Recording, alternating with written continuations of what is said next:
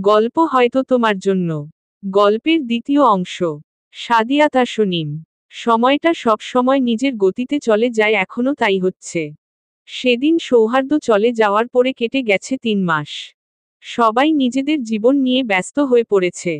গভীর রাত। চারদিকে এক অদ্ভুত নীরবতা। ঘরের বাইরে শুধু মৃদু বাতাসের শোষো আওয়াজ আর দূরের কুকুরের ঘেউ ঘেউ আওয়াজ শোনা যাচ্ছে। রাত গভীর হচ্ছে, তবুও সাজের রুমের আলো নিভছে না। তার সামনে খোলা জীববিজ্ঞানের প্র্যাকটিক্যাল খাতা, পাশে ছড়িয়ে ছিটিয়ে থাকা কয়েকটা রং পেন্সিল, স্কেল, আর টেবিলের একপাশে রাখা পানির গ্লাস। সাজ প্রাণপণ চেষ্টা করছে খাতায় ছবিগুলো আঁকা শেষ করতে। তার খাতার পাশেই তার আরেক বান্ধবীর খাতা, যেই খাতা দেখে নিজের প্র্যাকটিক্যালটা করছে সাজ। তার মাথায় একটাই চিন্তা, আজ রাতের মধ্যে লেখা শেষ করতে হবে আর কাল ম্যাডামকে কাজ জমা দিতেই হবে। কাল জমা না দিলে সাইন পাবার কোনো উপায় নেই। সাজ নিজের হাতের কাজটা করলেও তার মন বসছে না কাজে। বরাবর সেদিনের ঘটনাগুলো তার মনে উকি দিচ্ছে। সেদিন সৌহার্দ্য বলা কথাগুলো, তার অভিমানী দৃষ্টিতে তাকানো আর সেই দৃষ্টির আড়ালে লুকানো একরাশ কষ্ট, সবকিছুই সাজকে আজও পীড়া দিচ্ছে। সাজের বারবার মনে হচ্ছে, সে কি সত্যিই এতটা খারাপ? সে কেন সেদিন সৌহার্দ্য এত কঠিন কথা বলতে গেল? সে নিজের রাগ সামলাতে না পেরে কেন তাকে এমনভাবে আঘাত করল? সৌহার্দ্য কি এখনো এসব কথা মনে রেখে? সাজ যখন কথাগুলো ভাবছিল, ঠিক তখনই সাজের টেবিলের উপর থাকা পেন্সিলটা টেবিল থেকে নিচে পড়ে গেল। সাজ সেটা লক্ষ্য করলেও কিছু করল না। সে তো এখনো একমনে সৌহার্দ্যের কথাগুলো ভেবে যাচ্ছে। সে সেদিন সৌহার্দ্যের শেষের দিকে বলা কথাগুলো শুনে নিজের মনে আঙুল কচলাতে লাগল। সৌহার্দ্য হয়তো এত দিনে তাকে ক্ষমা করে দিয়েছে, কিন্তু তার মনের গহীনে এখনো একটা অপরাধবোধ কাজ করছে। তবে সৌহার্দ্যের কথাটা মনে পড়তেই সাজের ঠোঁটের কোণে হাসির রেখা ফুটে ওঠে। তার মনের মধ্যে অন্য দিনের মতোই আজ এক অদ্ভুত আবেগের ঘূর্ণি তৈরি হয়। তার বারবার মনে পড়ে ঘটনাগুলো। সৌহার্দ্যর সাথে ঝগড়া শেষে তার বলা স্নেহমাখা কথাগুলো, তোর কথায় হালকা রাগ হলে এই রাগ বাড়ি ছেড়ে যাওয়ার মতো না সাজ। আর একটু বেশি রাগ হলেও সেই রাগ তোকে ছেড়ে যাওয়ার মতো না কখনো। সেই মমতায় ভরা কথাগুলো সাজের মনের ভেতর একটা অদ্ভুত প্রশান্তি এনে দেয়, বারংবার আবার খানিকটা অপরাধবোধ সৃষ্টি করে। সৌহার্দ্য কতটা ভালো মানুষ, আর সে কিনা তার সাথে এমন কঠিন কথা বলে ফেলেছিল। নিজের ভুলের কথা মনে পড়তেই সাজ নিজের ঠোঁট কামড়ে ধরে। সে নিজের চিন্তার জগৎ থেকে বেরিয়ে এসে আবারও লিখতে যাবে, ঠিক তখনই দেখে তার পেন্সিলটা নিচে পড়ে আছে, তাই সাজ পেন্সিলটা নিচ থেকে তুলে আবারও লেখা শুরু করে। সাজ লেখা শুরু করতে না করতেই দরজার ধাক্কানোর আওয়াজ আসে। সাজ কিছু বলতে যাবে, তার আগেই রুমের ভিতরে লুবনা ঢুকে পড়ে। সাজ তার ছোট বোনের মুখে দুষ্টু হাসি দেখে নিজের লেখা বাদ দিয়ে লুবনার দিকে নিজের কৌতূহলী দৃষ্টিতে তাকালো। লুবনা সাজকে নিজের দিকে এমন কৌতূহলী দৃষ্টিতে তাকিয়ে থাকতে দেখে গুটি গুটি পায়ে সাজের কাছে এগিয়ে আসলো। তারপর লুবনা আদুরে কণ্ঠে তার বোনের হাতটা জড়িয়ে ধরে বলে উঠল, আপু, কাল মেলায় যাবি না? সাজ বিরক্ত হয়ে হলো লুবনার এমন কাজে। সে একবার চোখ ঘুরিয়ে লুবনার দিকে তাকালো। তারপর মৃদু কণ্ঠে বলে উঠল, না, আমি অনেক ব্যস্ত। তুই তো জানিস, এই কাজটা শেষ করতে না পারলে ম্যাডাম সাইন করবে না। লুবনা আবারও জেদ ধরে বলে উঠল, কিন্তু আপু, তুই তো বলেছিলি যাবি, আর তুই না গেলে আমি একা একা কিভাবে যাব? আম্মুকে বললে তো সে আমার উপর রাগ করবে। আমার যাওয়ার খুব ইচ্ছে করছে রে আপু, প্লিজ চল। শোন, আমার এখন মেলায় যাওয়ার সময় নেই। আর যদি বেশি কথা বলিস, আম্মুকে ডেকে আনবো। তখন দেখিস কি হয়। এখন চুপচাপ আমার রুম থেকে বের হয়ে যা। আমাকে আমার কাজটা করতে দে। লুবনা সাজের কথা শুনে নিজের মুখ ফুলিয়ে নিল। সে 12টার সময় এসেছিল তার বোনকে কথাটা বলতে, কিন্তু সাজ কি করল, তাকে আম্মুর ভয় দেখালো। লুবনা একবার তার বোনের দিকে তাকালো, তারপর নিজের মুখটা ফুলিয়ে চলে গেল সাজের রুম থেকে।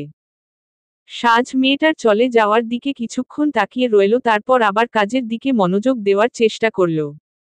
কিন্তু তার মন যেন বসতেই চাচ্ছে না এই কাজে। কিছুক্ষণ লেখার পরই সে ক্লান্ত হয়ে পড়ল।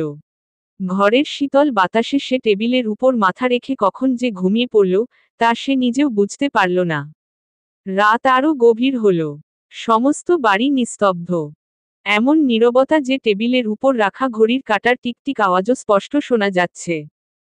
বাইরে থেকে হালকা বাতাস আসছে, ফলে জানালার পর্দা ধীরে ধীরে দুলছে।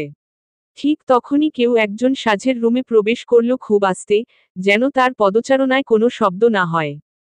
সেই মানুষটি রুমে ঢুকে সাজকে দেখে স্থির হয়ে দাঁড়িয়ে রইল। তার মুখে এক অদ্ভুত কোমল অভিব্যক্তি ফুটে উঠল। সে যেন এখানে এসেছিল একটাই উদ্দেশ্যে, সাজকে দেখে তার মনের মধ্যে এক অদ্ভুত প্রশান্তি অনুভব করতে। সাজ টেবিলের উপর মাথা রেখে ঘুমিয়ে আছে। তার ঘুমন্ত মুখটির উপর চাঁদের আলো পড়ছে। সাজের মুখ চাঁদের আলোয় যেন আরো নরম আর কোমল হয়ে উঠেছে। তার মুখের অবয়বে ক্লান্তির রেখা স্পষ্ট, কিন্তু তবুও সেই মুখে এক ধরনের শান্তি। সাজের এলোমেলো চুলগুলো গালের ওপর এসে পড়েছে। সেই মানুষটি ধীরে ধীরে তার দিকে এগিয়ে এল। তার ঠোঁটে এক মৃদু হাসি। সাজের এমন ঘুমন্ত অবস্থা তার হৃদয়ের গভীরে এক অদ্ভুত প্রশান্তি এনে দিচ্ছে। সে সাজের খুব কাছে এসে দাঁড়ালো। কিছুক্ষণ সাজের দিকে তাকিয়ে থাকল। এই মুহূর্তটা উপভোগ করতে লাগল। তারপর সে নিচু হয়ে সাজের মুখের উপর পড়ে থাকা চুলগুলো সরিয়ে দিল। তার আঙুলের স্পর্শে সাজ সামান্য নড়েচড়ে উঠল, কিন্তু ঘুম ভাঙল না তার। মানুষটি তার ঠোঁটে আবার সেই মৃদু হাসি ফুটিয়ে তুলল। কিছুক্ষণ সাজের দিকে তাকিয়ে থেকে সে হঠাৎ নিচু হয়ে সাজকে কোলে তুলে নিল। সাজ এত গভীর ঘুমে ছিল যে সে কিছুই টের পেল না। সেই মানুষটি খুব সাবধানে, যেন সাজের ঘুম না ভাঙে এমন ভাবে সাজকে কোলে তুলে তাকে খাটে শুইয়ে দিল। তারপর সাজের উপর একটি নরম কম্বল দিয়ে ঢেকে দিল। সে সাজকে খাটে শুইয়ে সাজের টেবিলের কাছে চলে আসলো। টেবিলে রাখা খাতার দিকে নজর দিল।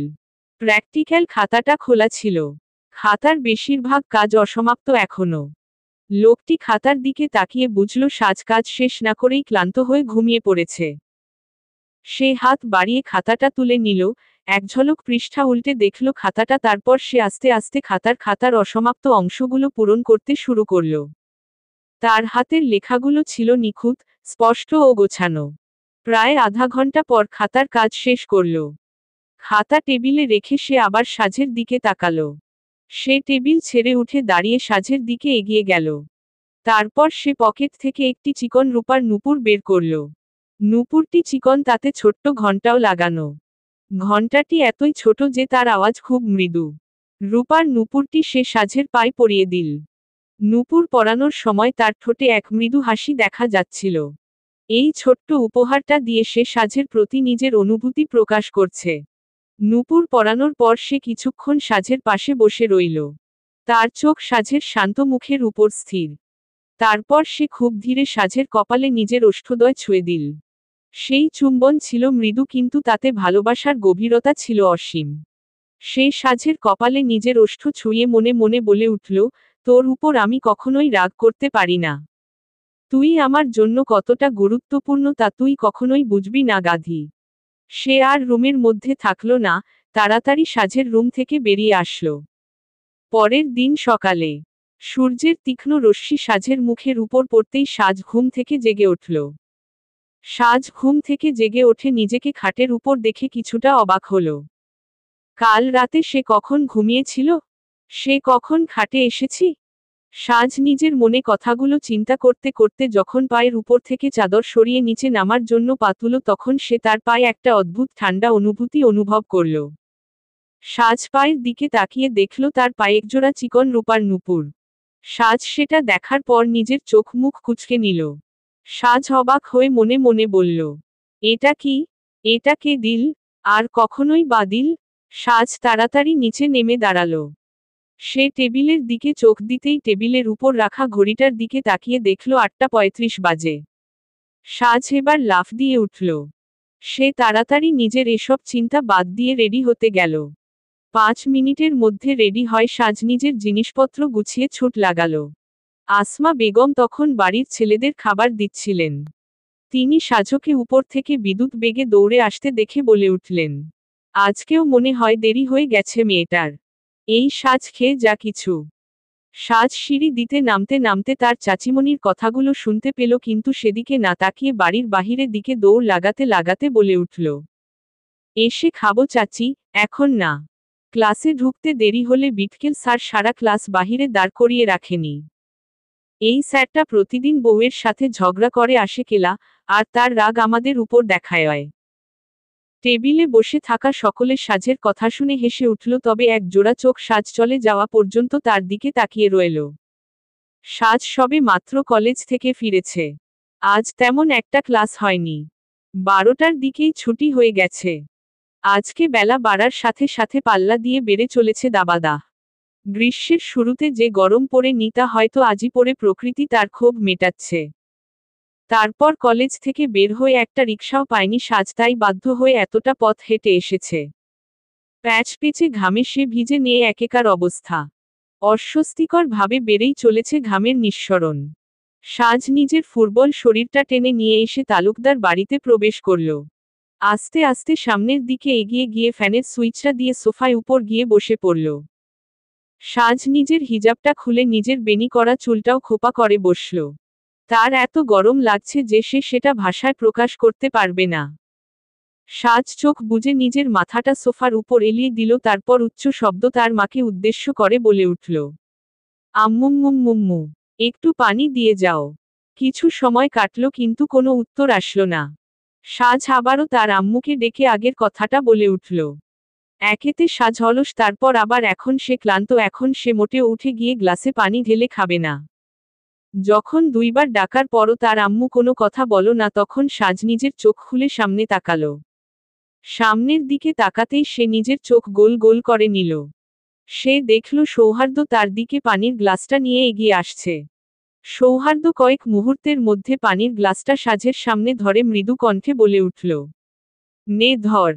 সৌহার্দ্যের এমন অপ্রত্যাশিত আগুন সাজে চমকে দিল। সে একবার সৌহার্দ্যর দিকে তাকালো। সৌহার্দ্যের দিকে তাকাতেই সাজের খড়খড়ে মরুভূমির মতো মনটা শীতল হয়ে গেল। এত ক্লান্তির পরও সাজের মুখমণ্ডল স্নিগ্ধ হয়ে গেল। সৌহার্দ্যকে আজ এখানে দেখে তার ভিতরটা উথালপাতাল করে উঠল। সাজ না চাইতেই তার মনে বারবার প্রশান্তির বাতাস খেলে গেল। সৌহার্দ্যকে নিজের দিকে তাকিয়ে থাকতে দেখে তার হৃৎস্পন্দন কয়েক গুণ বেড়ে গেল এক নিমিষেই। প্রতিবারের মতো তাকে চমকে দিয়ে সৌহার্দ্য মৃদু কণ্ঠে বলে উঠল, কি দেখছিস? জানি আমি হ্যান্ডসাম, কিন্তু এভাবে চোখ দিয়ে গিলে খাওয়ার কিছু নেই। সৌহার্দ্যের এমন ধারার কথা শুনে সাজ বিরক্তিতে নিজের চোখ মুখ কুঁচকে নিল। সৌহার্দ্য এসেছে বলে তার মধ্যে যে এক ধরনের ভালো লাগার অনুভূতি কাজ করছিল, তা সৌহার্দ্যের এমন কথায় যেন মরে গেল। সাজ সৌহার্দ্যের হাত থেকে পানির গ্লাসটা নিয়ে মৃদু কণ্ঠে বলে উঠল, আপনি আর হ্যান্ডসাম, সো ফানি। বিশ্বাস করেন ভাইয়া, আমি প্রহর ভাইয়ার মতো সুন্দর পুরুষ মানুষ আর দেখিনি। সৌহার্দ্য সাজের কথাটা শুনে সে সাজের দিকে কিছুটা ঝুঁকি গিয়ে ফিসফিস করে বলে উঠল, প্রহর ভাই বুক হয়ে গেছে, ওদিকে নজর দিয়ে লাভ নেই। সাজ সৌহার্দ্যের কথাটা শুনতে শুনতে গ্লাসের সব পানি শেষ করে দিল। গ্লাসটা মুখের কাছ থেকে নিচে নামিয়ে নিজের মুখে বিরক্তির ছাপ ফুটিয়ে বলে উঠল, নজর কখন দিলাম? আমি তো শুধু বললাম প্রহর ভাইয়ের মতো সুন্দর পুরুষ আমি দেখিনি। সাজের কথাটা শুনে সৌহার্দ্য সাজের চোখের দিকে তাকালো। সাজ আগে থেকে তার দিকে তাকিয়ে থাকার ফলে তাদের চোখাচোখি হয়ে গেল, কিন্তু সাজ আজ নিজের চোখ অন্য দিকে ঘোরালো না। সৌহার্দ্য সাজের চোখে চোখ রেখে মৃদু কণ্ঠে বলে উঠল, আমার দিকে তাকা, দেখতে পাবি আমি নিশ্চিত। সৌহার্দ্যের কথা শুনে সাজ বিরক্তিতে বলে উঠল, আপনি তো একটা খাম্বা। আপনার দিকে তাকালে রাস্তায় খাম্বা থাকে না, আমার তার কথা মনে পড়ে। চিকনা পাতলা, সাদা ধবধবে, লম্বা খাটাস আপনি। আমি যখন রাস্তা দিয়ে হেঁটে যাই তখন খাম্বাগুলোর দিকে তাকালেই আপনার কথায় মনে পড়ে যাই। খুব বেশি বকবক করছিস আজকাল, তাই না? হালকা একটু। আচ্ছা ভাইয়া, আমি আপনাকে একটা কথা বলবো? সেই ধরেই তো বলেই চলেছিস। আপনার না আর অল্প একটু ওজন গেইন করলে ভালো লাগবে। আমি বড়াম্মুকে বলে দিবেনি যেন সে আপনাকে বেঁধে বেশি বেশি খাবার খাওয়ায়। তুই রান্না করতে শেখ, আমাকে বেঁধে খাওয়াতে হবে না, এমনি এমনি সব চেটেপুটে খেয়ে উঠবন। চাষা বাঁচে আশায়, আর এখানে দেখি সৌহার্দ্য বাঁচে আমার হাতের রান্না খাওয়ার আশায়। জানেন সেদিন কি হয়েছে? কি? আমি আর লুবনা বিরিয়ানি রান্না করতে গিয়েছিলাম। কিন্তু লুবনা আমাকে দিয়ে জোর করে বিরিয়ানিতে হলুদ দেওয়াইছে। রান্না করার পর সেটা বিরিয়ানি খেতে কম, খিচুড়ি লেগেছে বেশি। আর আপনি বসে আছেন কবে আমি রান্না শিখব, তারপর আপনি খেয়ে মোটা হবেন। আল্লাহ সৌহার্দ্য সাজের এমন মুখ করা দেখে হাসালো। সে একবার সাজের দিকে তাকিয়ে মৃদু কণ্ঠে বলে উঠল, যা রুমে গিয়ে ফ্রেশ হয়ে আয়। সাজ উঠে চলে যাচ্ছিল কিন্তু কিছু একটা মনে পড়তেই সৌহার্দ্যের দিকে তাকিয়ে মৃদু কণ্ঠে বলে উঠল, ভাইয়া নুপুরটা কি আপনি দিয়েছেন? সৌহার্দ্য সাজের কথাটা শুনে কোনো দ্বিধা ছাড়াই বলে উঠল, হুম। কখন দিলেন? বিগত 12 ঘন্টার মধ্যে। অসহ্য। কথাটা বলে সাজ নিজের রুমের দিকে পা বাড়াচ্ছিল ঠিক তখনই আবারও সৌহার্দ্য বলে উঠল, শোন। সাজ থেকে গিয়ে সৌহার্দ্যের দিকে তাকিয়ে কৌতূহলী কণ্ঠে জিজ্ঞাসা করে উঠল, কি? তুই দিন দিন ভূতের মতো দেখতে হয়ে যাচ্ছিস। নিজের যত্ন নে আর আমার উপর দয়া কর। সাজ সৌহার্দ্যের কথাটা শুনে নিজের মুখ কুঁচকে নিল। সৌহার্দ্যের কথার বিপরীতে সাজ মুখ কুঁচকে বলে উঠল, থ্যাঙ্কস ফর ইউর কমপ্লিমেন্ট। আমি জানি আমি দিন দিন ভূতের মতো হয়ে যাচ্ছি, আপনি যদি আর একটু উৎসাহ দেন তবে এখনই বটগাছে পা ঝোলাতে চলে যাচ্ছি। মানে সব কথাতে মজা বের করবে, বেয়াদব একটা। যা রুমে যা। দুপুর 2:10। সাজ নিজের খাবারের প্লেটটা হাতে টিভির সামনে বসে এনিমি দেখছে আর খাবার খাচ্ছে। বাংলাদেশে মাত্র একটা চ্যানেলই আছে যেখানে হিন্দিতে ডাবলিং করে দেয়। সাজ এক লোকমা খাবার মুখে তুলছে আর 10 মিনিট ধরে টিভির দিকে তাকিয়ে রয়েছে। আজ তার মা বাড়িতে নেয় বলে কেউ এসে সাজের এমন কাজের জন্য থাপ্পড়ও লাগাতে পারছে না। এতক্ষণ সাজ ড্রয়িং রুমে একাই বসে টিভি দেখছিল কিন্তু কোথা থেকে হুট করে সৌহার্দ্য আর সাইদ সেখানে এসে পড়ে। সাইদ এসেই সাজের দিকে তাকিয়ে বিরক্তি মাখা কণ্ঠে বলে উঠে, এই সব বাচ্চারা মানুষ হলো না এখনো কার্টুন দেখে। সাইদের কথাটা শেষ হতে না হতেই সাজ টিভির দিক থেকে এক ঝটকায় নিজের মুখটা তুলে সাইদের দিকে তাকায়। সাইদের দিকে তাকিয়ে গম্ভীর কণ্ঠে বলে উঠে, ভাইয়া তুমি সারা জীবন গাধায় রয়ে গেলে? কার্টুন আর এনিমির মধ্যে পার্থক্য কি সেটাও জানো না এখনো? কার্টুন বাচ্চারা দেখে আর এনিমিও বাচ্চারা দেখে বুঝছি। এই হিসেবে হিসাব সিম্পল। দুইটাই একই জিনিস। সৌহার্দ্য ভাইকে কোন দিক থেকে বাচ্চা মনে হয় তোমার? কেন সৌহার্দ্যকে বাচ্চা লাগবে কেন? সৌহার্দ্য ভাই আমাকে বলেছিল এনিমি দেখতে। ভাইয়া নিজেও দেখে জিজ্ঞাসা করো। সাইদ সাজের কথাটা শুনে সৌহার্দ্যের দিকে আর চোখে তাকালো। সৌহার্দ্যের দৃষ্টি তখন নিজের ফোনের দিকে নিবন্ধ। সাইদ সৌহার্দ্যের দিকে তাকিয়ে মৃদু কণ্ঠে জিজ্ঞাসা করে উঠল, কি ভাবছিস তুই? সাইদের কথাটা শুনে সৌহার্দ্য নিজের ফোনের দিকেই দৃষ্টি নিবন্ধ রেখে সাজের উদ্দেশ্যে মৃদু কণ্ঠে বলে উঠল, ভাবছি এই গাধীটা শ্বশুর বাড়িতে গেলে কিভাবে সকলের সামনে টিভিতে কার্টুন চালিয়ে দেখবে আর খাবার খাবে সেটাই। সৌহার্দ্য সাজকে কটাক্ষ করে কথাটা বলেও সাজের মনে হলো সৌহার্দ্য তার জন্য চিন্তা করে কথাটা বলেছে, তাই সাজও সৌহার্দ্যের সাথে তাল মিলিয়ে মৃদু কণ্ঠে বলে উঠল, কথাটা মাঝে মাঝে আমিও ভাবি ভাইয়া।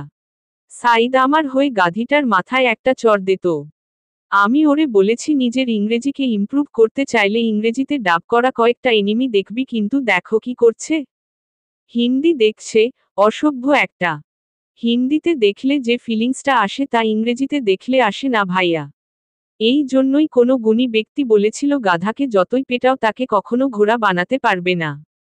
সাজ টিভির দিক থেকে চোখ সরিয়ে তার বিপরীত সোফায় বসে থাকা সৌহার্দ্যের দিকে তাকালো। সৌহার্দ্য তখন নিজের ফোনের দিকে তাকিয়ে আছে। সাজ টিভিটা বন্ধ করে টিভির রিমোট সাইদের গায়ে ছেলে মেরে সৌহার্দ্যকে উদ্দেশ্য করে গম্ভীর কণ্ঠে বলে উঠল, আপনি গাধা। সবসময় উল্টো পাল্টা নাম ধরে ডাকবে। ভালো লাগে না কেলা? কথাগুলো বলে সাজ সেখানে আর দাঁড়ালো না, গটগট করে চলে গেল সেখান থেকে।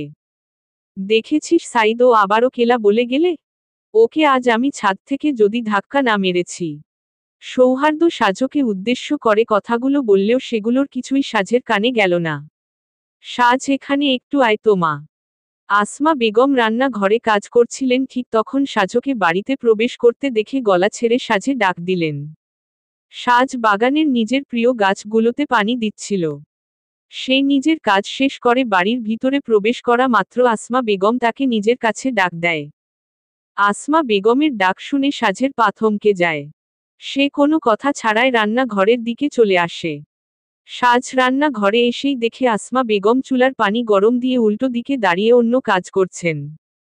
চুলার উপর থাকা পানি টগবগ করে ফুটতে ফুটতে একেবারে কমে গেছে। সাজ তা দেখে দ্রুত পায়ে চুলায় সামনে যায় এবং তাড়াতাড়ি গ্যাসের চুলাটা বন্ধ করে দেয়। সাজ কাজটা শেষ করে দীর্ঘ নিঃশ্বাস ছেড়ে তার উল্টো দিকে দাঁড়িয়ে থাকা আসমা বেগমকে উদ্দেশ্য করে বলে ওঠে, দেখছো চাচিমণি কি অবস্থা? চুলা বন্ধ না করলে তো পানি শুকায় পাতিল ধরে যেত। সাজের কথাটা শুনে আসমা বেগম তাড়াতাড়ি নিজের হাতের কাজ বাদ রেখে চুলার সামনে এসে দাঁড়িয়ে পড়েন। তিনিও না, একটা কাজ করতে গিয়ে আর একটা কাজের মতো দিব্যি ভুলে গেছেন। সে যে একটু আগে সৌহার্দের জন্য চায়ের পানি বসিয়েছিলেন তা একেবারে মাথা থেকে বের হয়ে গিয়েছে। ভাগ্যিস সে সাজকে ডাকলো আর সাজ হাসল, তা না হলে। আসমা বেগম কথাগুলো চিন্তা করতে করতে চুলার পাশে থাকা জগ থেকে আবারও পাতিলে পানি ঢালেন। সাজ শুধু দাঁড়িয়ে দাঁড়িয়ে তার মেজে চাচিমণির কাজ দেখছে।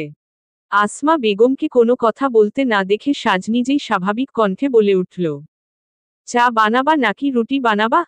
আসমা বেগম সাজের কথা শুনে সাজের দিকে তাকিয়ে মৃদু হেসে বলে উঠলেন, চা খাবি নাকি? সাজ আসমা বেগমের কথা শুনে কিছুক্ষণ ভাবল, কিন্তু এখন তার চা খেতে ইচ্ছে করছে না বলে দুপাশে মাথা নাড়িয়ে না বলল। আসমা বেগম সাজের উত্তরটা পেয়ে গিয়ে মৃদু হাসলেন। তিনি সাজের দিক থেকে চোখ সরিয়ে পাতিলের দিকে তাকিয়ে দেখল পানি আবারও অনেকটা শুকিয়ে গেছে, তাই তিনি তাড়াতাড়ি পাশে থাকা চায়ের কৌটা থেকে চা পাতা দিয়ে দিলেন টগবগ করা পানিতে। মিনিট কয়েকের মধ্যে চা একটা কাপে ঢেলে সাজের দিকে তাকিয়ে ছোট ছোট করে বলে উঠলেন, যেই জন্য তোকে ডেকেছিলাম, যা চাটা সৌহার্দ্যকে দিয়ে আয়। ছেলেটা 2 দিনের জন্য এ বাড়িতে ঘুরতে এসেছে, আমি চাই না ছেলেটার কোনো অযত্ন হোক। আগের বার যখন সৌহার্দ্যদের বাড়িতে গিয়েছিলাম তখন দেখেছিলাম সন্ধ্যা আগে চা খায়ও। বড় ভাবি করে দেয়। আর আমাদের বাড়িতে তো সকলে মাগরিবের পরে চা নিয়ে বসে। যা তুই এটা এখন সৌহার্দ্যকে দিয়ে আয় তো মা। আসমা বেগমের কথা শুনে সাজ আসমা বেগমের দিকে তাকিয়ে থাকে। সৌহার্দ্যকে চা দিয়ে আসতে হবে শুনলে সে এখানে আসতো না। আসমা বেগম শতবার ডাকলেও না। সৌহার্দ্য তখন তাকে অপমান করেছে। সে নাকি এখনো বাচ্চা, কার্টুন দেখে। সে যদি সৌহার্দ্যকে চা দিতে যায় তখন সৌহার্দ্য ওর পুরাতন সেই একই নাটক আবারও শুরু করবে। সাজ মনে মনে সৌহার্দ্যকে চা দিতে নারাজ হলেও আসমা বেগমের সামনে কিছু বলতে পারল না, তাই নিজের অনিচ্ছা সত্ত্বেও চায়ের কাপটা হাতে তুলে নিল। নিজের মুখে বিরক্ত চেপে সে সৌহার্দ্যের রুমের দিকে পা বাড়াল। সাজ চায়ের কাপটা নিয়ে সৌহার্দ্যের জন্য নির্ধারিত রুমের দিকে চলে গেল। সাজ সৌহার্দ্যের রুমের সামনে এসে দাঁড়িয়ে রইল। দরজা খোলায় আছে তাই সে আর নক করে সৌহার্দ্যের রুমে ঢুকল না। হুট করেই ঢুকে গেল। ঘরটার বাম দিকে বড় খোলা জানালা, আর এই খোলা জানালার পাশেই রাখা ছোট একটা সোফা। সাজ লক্ষ্য করল সৌহার্দ্য সাদা মখমলে কাপড়ের গদির উপর পায়ের উপর পা তুলে ফোনের স্ক্রিনের দিকে তাকিয়ে কিছু করছে। সৌহার্দ্য ভাবুক ভঙ্গিতে ঠোঁটের কাছে হাত রেখে ফোনের স্ক্রিনের দিকে তাকিয়ে কিছু একটা করেই চলেছে। সাজ হুট করে এসে তার সামনে দাঁড়িয়ে চায়ের কাপটা তার দিকে বাড়িয়ে দিয়ে মুখ বাঁকিয়ে দাঁড়িয়ে রইল। হঠাৎ নিজের সামনে উজ্জ্বল ফর্সা সাজকে দেখে সৌহার্দ্যের হৃৎপিণ্ড বিদ্যুৎ গতিতে লাফিয়ে উঠল। সৌহার্দ্য নিজের অজান্তেই মনকাড়া দৃষ্টিতে সাজের দিকে নিজের দৃষ্টি নিবদ্ধ করে রাখল কিছুক্ষণ। সাজ তার রোগা শরীরে একটা মস্ত বড় ঢিলেঢালা সেলোয়ার কামিজ জড়িয়েছে, যার সুতির ওড়নারা নিচের মেঝে ছুঁই ছুঁই করে ঝুলে আছে। সাজের এমন মন কাড়া রূপ দেখে সৌহার্দ্যের হৃৎপিণ্ডের গতি যেন বিদ্যুৎ বেগে ছুটতে থাকল। এই বিদ্যুৎ বেগে ছুটতে থাকা হৃদয়কে নিয়েও সৌহার্দ্য তার সামনে দাঁড়িয়ে থাকা নির্মল চেহারার সাজকে দেখে সতীর হাসি ফুটিয়ে তুলল নিজের ঠোঁটের কোণে, যার ফলে 2 দিকে প্রসারিত হয় সৌহার্দ্যের পাতলা অধরষ্ঠ। একটা মানুষের সৌন্দর্য কতটা নিখুঁত হলে তা অন্য একটা মানুষের বক্ষস্থলে গভীর ক্ষত সৃষ্টি করতে পারে তা সৌহার্দ্য সাজকে না দেখলে কখনো বিশ্বাসই করত না, কিন্তু আজ সৌহার্দ্য এই ভয়কাতুরে মেয়েটার জন্য নিজের বক্ষস্থলে এক প্রকাণ্ড অনুভূতি অনুভব করে। সাজের জন্য সর্বদাই একটা ব্যাকুলতা কাজ করে তার বক্ষস্থলে। সৌহার্দ্যকে চায়ের কাপটা নিতে না দেখে সাজ ঘাড় ঘুরিয়ে সৌহার্দ্যের দিকে তাকালো। ঘাড় ঘুরিয়ে সৌহার্দ্যের দিকে তাকাতেই দেখল সৌহার্দ্য তার দিকে আগে থেকেই তাকিয়ে আছে, যার ফলে তাদের চোখাচোখি হয়ে গেল। সাজ আজ সৌহার্দ্যের দিক থেকে নিজের চোখ সরায় না, বরং নিজের চোখ মুখ কুঁচকে নিয়ে সৌহার্দ্যের দিকে তাকিয়ে চোখ ছোট ছোট করে জিজ্ঞাসা করে উঠে, কাপটা ধরেন ভাইয়া। আমি কতক্ষণ কাপটা নিয়ে এভাবে দাঁড়িয়ে থাকব? মেরুদণ্ড ব্যথা হয়ে গেল আমার। সৌহার্দ্য সাজের কথা শুনে নিজের মোবাইলটা প্যান্টের পকেটে রেখে হুট করে উঠে দাঁড়াল। নিজের আলসেমিটা ভেঙ্গে কৌতূহলী দৃষ্টিতে সাজের দিকে তাকিয়ে নম্র স্বরে বলে উঠল, তুই যে দিন দিন এত অসভ্য হচ্ছিস সাজ, তা জানে তোর মা? সাজ সৌহার্দ্যের উঠে দাঁড়ানো দেখে কয়েক পা পিছিয়ে গেল, তবে সৌহার্দ্যের মুখে অসভ্য কথাটা শুনে নিজের জায়গায় থমকে গেল। চায়ের কাপটা সোফার পাশেই থাকা ছোট্ট টেবিলটার উপর রেখে সাজ সৌহার্দ্যের দিকে এগিয়ে আসলো। সৌহার্দ্যের চোখে চোখ রেখে জিজ্ঞাসা করে উঠল, অসভ্যতামির করলামটা কি আমি? আপনি কি কোনো কাজ পান না, সারাদিন আমার পিছনে লেগে থাকেন? সৌহার্দ্য একবার চায়ের কাপটার দিকে তাকালো, তারপর আবার সাজের দিকে তাকিয়ে গলা শক্ত করে বলে উঠল, চায়ের কাপটা কার জন্য এনেছিস? সাজ সৌহার্দ্যের কথা শুনে মুখ কুঁচকে বলে উঠল, আপনার জন্য। নিজের কাঙ্ক্ষিত উত্তরটা পেয়ে সৌহার্দ্যের ঠোঁটের কোণে হাসি ফুটে উঠল। সে সাজের দিকে তাকিয়ে গম্ভীর কণ্ঠে বলল, চা এনে একবারও আমাকে বলেছিস? আমি হুট করে সামনে তাকিয়ে দেখি তুই চায়ের কাপটা আমার মুখের সামনে ধরে দাঁড়িয়ে আছিস। সাজের দিকে তাকিয়ে চোখ ছোট ছোট করে সাজকে কথাগুলো বলল সৌহার্দ্য। সাজ সৌহার্দ্যের কথা শুনে ঢোক গিলল। আসলেই তো, সে যে চায়ের কাপটা এনে সৌহার্দ্যের সামনে এসে দাঁড়িয়ে আছে। কেন ডাকলো না সে সৌহার্দ্য ভাইকে? ঈষস, সৌহার্দ্য ভাই এখন না জানি কিভাবে। মনে মনে ভাবল সাজ, তবে পরক্ষণেই নিজেকে শান্ত করে গলা ঝেড়ে নিজের দোষ ঢাকতে বলে উঠল, যখন দেখলেনি চায়ের কাপটা আপনার মুখের সামনে ধরা, তখন হাত থেকে নিয়ে নিলেও তো হয়ে যেত। সাজের কথা শুনে সৌহার্দ্য নিজের চোখ মুখ কুঁচকে নিল। সেই সাদা মখমলের সোফাটায় আবারও বসে পড়ল। মেয়েটা আজ কয়েকদিন অতিরিক্ত কথা বলা শুরু করেছে, তা সৌহার্দ্য ভালো করেই বুঝে উঠতে পারল।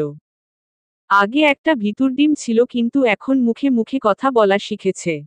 এই মেয়েটাকে এখন কিছু না বললে কিছুদিন পরে আরও তার মাথায় চড়ে বসবে।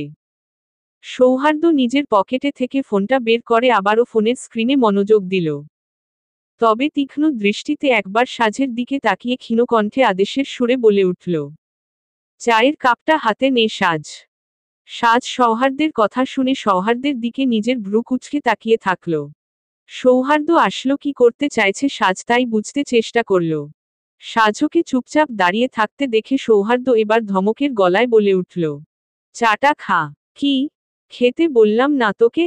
গম্ভীর কণ্ঠে সাজের দিকে তাকিয়ে কথাটা বলল সৌহার্দ্য। সাজ তখনও চায়ের কাপটা হাতে নিয়ে বিমূঢ় হতবাক দৃষ্টিতে সৌহার্দ্যের দিকে তাকিয়ে আছে।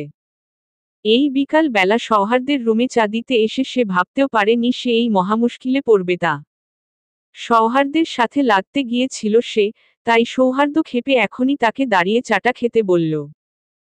সাজ জানে সে সৌহার্দ্যের সাথে কথায় পারবে না, আর তার এখন ইচ্ছেও নেই সৌহার্দ্যের সাথে মুখ লাগানোর, তাই সাজ চুপচাপ চায়ের কাপটা ঠোঁটের কাছে তোলে। চায়ের কাপে চুমুক দিতেই চায়ের কাপটা মুখ থেকে নিচে নামিয়ে চোখ মুখ কুঁচকে নিল।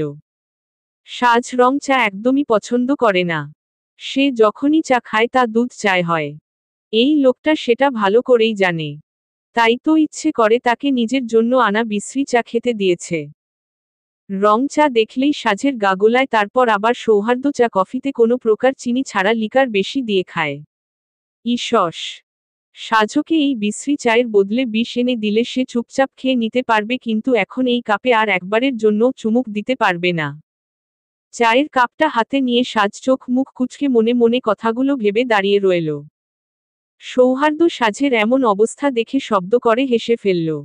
সৌহার্দ্যের হাসির শব্দে সাজ চোখ তুলে তার দিকে তাকালো। সৌহার্দ্যকে হাসতে দেখে তার রাগ রাগল। সাজের মনে চাইল সৌহার্দ্যের মাথা আর সবগুলো চুল টেনে টেনে ছিঁড়ে ফেলতে, কিন্তু এটা যে অসাধ্য কোনো কাজ সাজ তা ভালো করে জানে। সাজ সৌহার্দ্যের দিকে চোখ মুখ কুঁচকে বলে উঠল, আপনি না। সাজের বিরক্তি মাখা কণ্ঠস্বর শুনে সৌহার্দ্য আবারও হাসল। সাজকে এভাবে সায়েস্তা করতে পেরে সৌহার্দ্যের ভালো লাগল। মেয়েটা মুখে মুখে বেশি কথা বলা শিখেছে, এবার থেকে তার মুখের উপর আর কোনো কথা বললে এভাবে তার চাটা সাজকে খাওয়াবে সে, তাহলে সাজের মুখটা বন্ধ হয়ে যাবে। মনে মনে কথাটা ভেবে হাসল সে। সৌহার্দ্য সাজের দিকে তাকিয়ে মৃদু হেসে বলে উঠল, সবটা শেষ কর, তা না হলে তোর আম্মুর কাছে নালিশ দিব। কিসের? শুনলাম তোর নাকি রেজাল্ট দিয়েছে। সাজ বুঝল সৌহার্দ্য তাকে ব্ল্যাকমেল করছে রেজাল্ট নিয়ে। সাজ একবার বিরক্তি মাখা মুখ নিয়ে সৌহার্দ্যের দিকে তাকালো। তারপর নিজের শ্বাস বন্ধ করে সাজ চাটা খেতে লাগল। চায়ে আরে কয়েকটা চুমুক দিতেই সাজের পুরো মুখ তেতো হয়ে গেল, তবে রোবটের মতো চাটার অল্প একটু খেয়ে শ্বাস ফেলল সে। চোখ মুখ কুঁচকে চসূচক শব্দ করল সাজ। তবে তা আস্তে হওয়ায় সৌহার্দের কানে পৌঁছাল না। সৌহার্দ্য আবারও হাসে সাজের এমন অবস্থা দেখে। সে ঠোঁট গোল করে সাজের দিকে তাকিয়ে কৌতূহলী কণ্ঠে জিজ্ঞাসা করে উঠে, কিছু বললি নাকি? সৌহার্দের কথা শুনে সাজ বিরক্ত ভরা মুখ নিয়ে সৌহার্দের দিকে তাকায়। ডান হাতে চায়ের কাপ, তাই বাম হাত দিয়ে সুতির কাপড়ের ওড়নাটা টেনে তোলে সেটা জিহ্বার উপরে দিয়ে জিহ্বা ডলা দেয়। সাজের এমন দুরবস্থা দেখে সৌহার্দ্য নিজের হাসি কন্ট্রোলে রাখতে পারে না। এক প্রকারে হাসতে হাসতে উঠে দাঁড়ায়। সৌহার্দ্য উঠে দাঁড়িয়ে সাজের হাতে থাকা চায়ের কাপটা নিয়ে নেয়। সাজ কঠিন দৃষ্টিতে সৌহার্দ্যের দিকে তাকায়। সৌহার্দ্য দেখে সাজের তাকানো, তবে তাতে পাত্তা দেয় না। সাজের হাত থেকে চায়ের কাপটা নিয়ে তাতে চুমুক দেয়। সাজ তা দেখে চোখ বড় বড় করে সৌহার্দ্যের দিকে তাকিয়ে রয়। সাজ চোখ মুখ কুঁচকে অবিশ্বাস্য কণ্ঠে জিজ্ঞাসা করে উঠে, আমি তো চা এটো করে দিয়েছি, তাও খাচ্ছেন আপনি? সৌহার্দ্য সাজের এমন রিয়াকশন দেখে হাসে। চায়ের কাপটা হাতে নিয়ে আবারও সোফায় গিয়ে বসে সাজের দিকে দৃষ্টি দিয়ে দীর্ঘ নিঃশ্বাস ছেড়ে বলে উঠে, তোর মতো আমি আবার খাবার নষ্ট করি না। তোরা ভাই বড়লোক, তোর বাপের অনেক টাকা, তাই খাবারের মূল্য বুঝিস না। আমাকে কি তোর মতো পেয়েছিস? সৌহার্দ্যের কথা শুনে সাজ চোখ ছোট ছোট করে সৌহার্দ্যের দিকে তাকায়। এই লোকটাকে যে সে কি করবে সে নিজেও জানে না। সৌহার্দ্য আবারও চায়ের কাপে চুমুক দিয়ে বলে উঠে, সমস্যা নেই সাজ, নিজের উপর এত বিশ্বাস রাখিস না। সাজ সৌহার্দ্যের কথাটার মানে বুঝতে না পেরে কৌতূহলী দৃষ্টিতে সৌহার্দ্যের দিকে তাকিয়ে গম্ভীর কণ্ঠে জিজ্ঞাসা করে উঠে, মানে হলো এই যে আমি জানি তুই নাগিনী, কিন্তু তোর এত বিষ নেয় যে আমি মরে যাব, তো চিন্তা করিস না, তোর এটো করা চা খাচ্ছি বলো, কিন্তু সর্বোচ্চ করো সমস্যা হলে তা আমার মনে হয় ফুড পয়জনিং পর্যন্ত সীমাবদ্ধ থাকবে। সৌহার্দ্যের এমন কথা শুনে সাজ এবার প্রচণ্ড পরিমাণে বিরক্ত হয়। সে সৌহার্দ্য দিকে চোখ মুখ কুঁচকে তাকিয়ে শব্দ করে সৌহার্দ্যের রুম থেকে চলে যায়। সৌহার্দ্য সাজের চলে যাওয়ার পানে কিছুক্ষণ চেয়ে থেকে মুখ টিপে হাসে। সাজ যে রেগে গেছে তা ভালোভাবে বুঝতে পেরেছে সে। সৌহার্দ্য যে তাকে আবারও চরম বিরক্ত করল সাজ সেটা ভালো করেই বুঝতে পেরেছে। এই লোকটার মাঝে মাঝে কি যে হয় সাজ বুঝে উঠতে পারে না। এই দেখো সারাদিন তার কত খোঁজ খবর রাখবে, আবার মিনিটে মিনিটে এসে বিরক্ত করবে, এটা কি কোনো ভাবে নেওয়া যায়? না, মোটেও নেওয়া যায় না। ঈষস সে যদি গিয়ে সৌহার্দ্য চুলগুলো সব একটা একটা করে টেনে তুললে পারত, তাহলে কতই না ভালো হতো। এই লোকটার এত বকবকানি থেকে সে হয়তো একটু রেহাই পেত। নিজের আনমনে কথাগুলো ভাবতে ভাবতে সাজ নিজের রুমের দিকে পা বাড়ালো। বিকাল কাটিয়ে সন্ধ্যা নেমে এসেছে। তালুকদার বাড়ির মেয়েবউয়েরা আবারও নিজের রান্নাঘরের কাজে ব্যস্ত হয়ে পড়েছে। সাজ নিজের পরিধেয় জামার ওড়নাটার এক অংশ নিজের হাতের নিয়ে মোচড়ামোচড়ি করতে করতে নিজের রুমে এসে উপস্থিত হল। সাজ রুমে এসে রুমের দরজাটা হালকা করে চাপিয়ে দিয়ে তার খাটের দিকে মৃদু পায়ে অগ্রসর হলো এবং ঠান্ডা মস্তিষ্কে সৌহার্দ্যকে সায়েস্তা করার চরম ছক কষতে লাগল। যদি আজ এখানে প্রহর ভাই থাকতো তাহলে কতই না ভালো হতো। প্রহরের কথাগুলো সাজের মনে পড়তেই সাজ আপন মনেই হেসে উঠল। সৌহার্দ্য ভাই যে তাকে ইচ্ছে করে অপমান করার জন্য কোনো না কোনো অজুহাত খুঁজে বের করে, তা সব সে প্রহর ভাইয়ের কাছে বলতো, আর প্রহর ভাই রাগান্বিত হয়ে সৌহার্দ্য ভাইকে উত্তম মধ্যম দিতেন। আহা, কথাটা কল্পনা করতেই সাজের মুখে এক চরম তৃপ্তির হাসি ফুটে উঠল। সে নিজের আনন্দকে সামলাতে না পেরে বিছানায় বসে বালিশ জড়িয়ে ধরল। বিছানার বালিশ জড়িয়ে ধরে আনমনেই বলে উঠল, উফ, ওই লোকটা কতটা অসহ্যকর। সাজ নিজের মনে মনে কথাগুলো বলতে ভাবতে লাগলেও তার মনের গভীর থেকে একটা অদ্ভুত অনুভূতি মাথাচাড়া দিয়ে উঠল সৌহার্দ্যের জন্য। সাজ ঠোঁটের কোণে হাসির রেখা টেনে সৌহার্দ্যের দেওয়া নুপুরটা দেখতে লাগল। নিজের মনে মনে কিছু একটা ভাবতেই সাজ নিজের ঠোঁট চেপে ধরল, তারপর নিজের পরেই বিরক্ত হয়ে উঠল সে। নিজের মাথায় নিজেই একটা থাপ্পড় মেরে বিড়বিড় করে বলে উঠল, না, এসব আমি ভাবছি কেন? উনি তো শুধু মজা করছেন, আর আমি এখানে পাগলের মতো তার কথা নিয়ে ভাবছি। ছি সাজ, এই কথাটা সৌহার্দ্য জানতে পারলে আবারও তোকে পচাবে গাধি। সাজ আপন মনে কথাগুলো বিড়বিড় করে নিজের মাথা ঝাঁকিয়ে নিজের চিন্তাগুলো সরানোর চেষ্টা করল। যখন দেখল সে সত্যি সত্যি এই চিন্তাগুলোর মধ্যে ডুব দিয়েছে তখন সে নিজের গালে আস্তে করে থাপ্পড় দিয়ে রুম থেকে বেরিয়ে ড্রয়িং রুমে চলে গেল। সৌহার্দ্য চায়ের শেষ চুমুক দিয়ে ফুঁস করে হাসল। সাজের বিরক্ত মাখা মুখটা তার মনে বারবার ভেসে উঠছে আর সে নিজের মতো হেসে উঠছে। মেয়েটা যতই বিরক্ত হোক না কেন তার সেই অভিব্যক্তি সৌহার্দ্যের কাছে যেন এক অন্যরকম আনন্দের। পাগল একটা। নিজের মনে সাজকে উদ্দেশ্য করে কথাটা বলেই সৌহার্দ্য হাসে উঠল। সে জানে সাজ তাকে দেখতে পারে না, কথায় কথায় তাদের ঝগড়া লাগে। সে ডান বললে মেয়েটাকে বাম বলতেই হবে কিন্তু তবুও সাজ রেগে যাওয়ার পর ওর এই ছোট ছোট প্রতিক্রিয়া সৌহার্দ্যের মনকে অজানা এক আনন্দে ভরিয়ে তোলে, তাই সৌহার্দ্য না চাইতেও সাজকে রাগিয়ে তোলে। নিজের চিন্তার মধ্যেও হঠাৎই সৌহার্দ্য সিরিয়াস হয়ে যায়। কিন্তু সাজের বিরক্ত মাখা মুখটা তার মনক পড়তেই সৌহার্দ্য আনমনে বলে উঠে, তোর কি হলো রে সৌহার্দ্য? তুই তো গেলি রে। সেদিন সন্ধ্যার পরে সাজ তার সৌহার্দ্যের সামনে যায়নি, এমনকি খাওয়ার সময়ও যখন সৌহার্দ্য খেতে এসেছিল তখন সে আর নিচে নামেনি। সকালের আলো জানালা দিয়ে পড়তেই সাজ ঘুম থেকে উঠে বসল। আজ তার মনটা বেশ ফুরফুরে। কালকের ঘটনাগুলো সে নিজের মন থেকে সরিয়ে নিয়েছে এবং মনে মনে এটাও নিয়ত করে নিয়েছে যে সে আর সৌহার্দ্যের সঙ্গে কোনো ঝামেলায় জড়াবে না। সাজ চটপট ফ্রেশ হয়ে আয়নার সামনে দাঁড়িয়ে নিজেকে পরিপাটি করে বাহিরে যাওয়ার পরিকল্পনা করল এবং মনে মনে বিড়বিড় করতে লাগলো, আল্লাহ প্লিজ এই সৌহার্দ্যর সাথে যেন দেখা না হয়, প্লিজ প্লিজ। কিন্তু ভাগ্যের কি নিষ্ঠুর পরিহাস। সাজ বারান্দায় গিয়ে দাঁড়াতে না দাঁড়াতেই দেখতে পেল সৌহার্দ্য বাগানের গেটের কাছে দাঁড়িয়ে আছে। তার চোখে চশমা আর হাতে একটা বই। সৌহার্দ্য সাধারণ যখনই বই পড়ে তখন চশমা ব্যবহার করে কিন্তু অন্য সময় চশমা ব্যবহার করে না। সাজ বুঝতে পেরেছে মহাশয় তাকে বাস দেওয়াই জন্য এখন বাহিরে দাঁড়িয়ে দাঁড়িয়ে পড়ছে। উহু ভালো লাগে না কেলা। সাজ আনমনেই বলে উঠল। সৌহার্দ্য যেন সাজকে দেখেই দাঁড়িয়ে পড়িছে আর সাজের দিকে অদ্ভুত দৃষ্টি দিয়ে রেখেছে। সাজ তাকে দেখে আবারও বিরক্ত হলো, তারপর মনে মনে নিজের বিরক্তিকে প্রকাশ করার জন্য বলে উঠল, শালার উগান্ডার বাসিন্দা। তুই পড়বি ভালো কথা কিন্তু এই সাতসকালে বাহিরে পড়ার কি আছে? একে তো মেডিকেল চান্স পেয়ে সকলের মাথা কিনে বসে আছে, তারপর আবার এই পণ্ডিতগিরি ভাবটা উহু অসহ্য একটা। সাজ যখন নিজের মনের বিরক্ত চেপে রাখতে না পেরে কথাগুলো মনে মনে বিড়বিড় করছিল ঠিক তখনই সৌহার্দ্য নিজের হাতে থাকা বইটা বন্ধ করে সাজের দিকে তাকালো।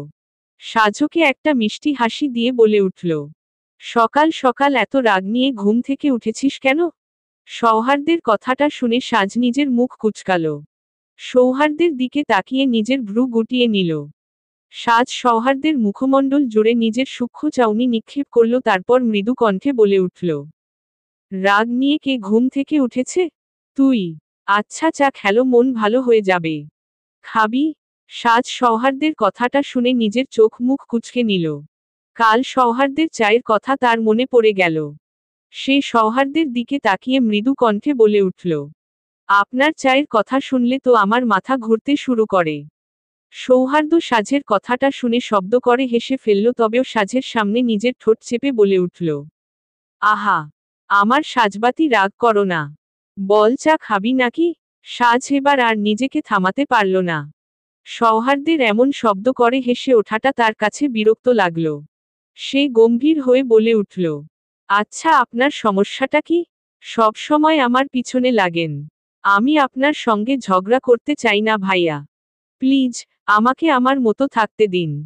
তা না হলে কখন কি বলে দিব আর আপনি কষ্ট পাবেন, তখন আবার বাড়ি থেকে চলে যাবেন। সকলে আমাকে ভিলেন বানিয়ে দিয়ে বকাবকি করবে। সৌহার্দ্য এবার সাজের কথা একটু থমকে গেল। সে বুঝল মেয়েটা সত্যি বিরক্ত হয়ে গেছে। তবে বইটা হাতে নিয়ে সৌহার্দ্য সাজের দিকে এগিয়ে আসলো। সৌহার্দ্যকে নিজের দিকে এগিয়ে আসতে দেখে সাজ নিজের চোখ ছোট ছোট করে নিল। আল্লাহ ভালো জানে লোকটা আবার তাকে কথাগুলো বলার জন্য থাপ্পড় না মেরে বসে সাজ সৌহার্দ্য কাছে আসতেই নিজের চোখ মুখে কুঁচকে বন্ধ করে নিল।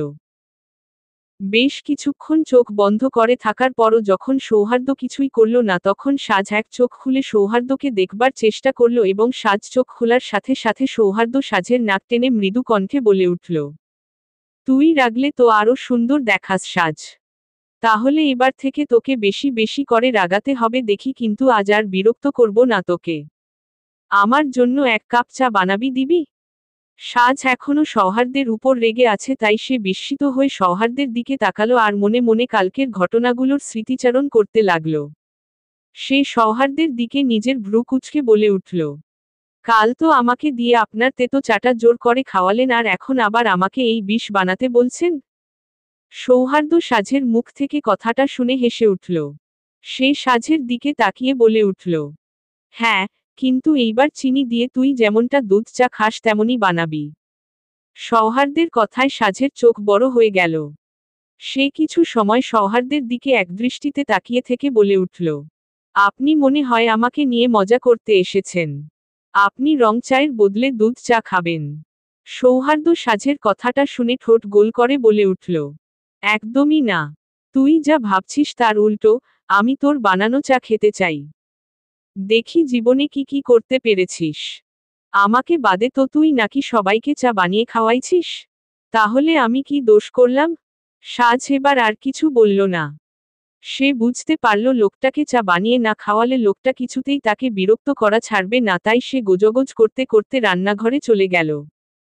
সাজ চায়ের পানি বসাতে বসাতে নিজের মনের ঝাল মেটাতে লাগল। সে বিড়বিড় করে বলতে লাগল, লোকটার সাহস তো দেখো। কাল আমাকে দিয়ে নিজের তেতো চা খাওয়ালো, আজ আমার কাছে চিনি দিয়ে চা চাইছে। আহা, কি সুন্দর! আমাকে কি পেয়েছে এ? সাজ চুলায় পানি বসিয়ে অন্যনা জিনিসপত্র বের করার জন্য পেছনে ঘুরতেই দেখল সৌহার্দ্য রান্নাঘরের দরজায় হেলান দিয়ে দাঁড়িয়ে আছে।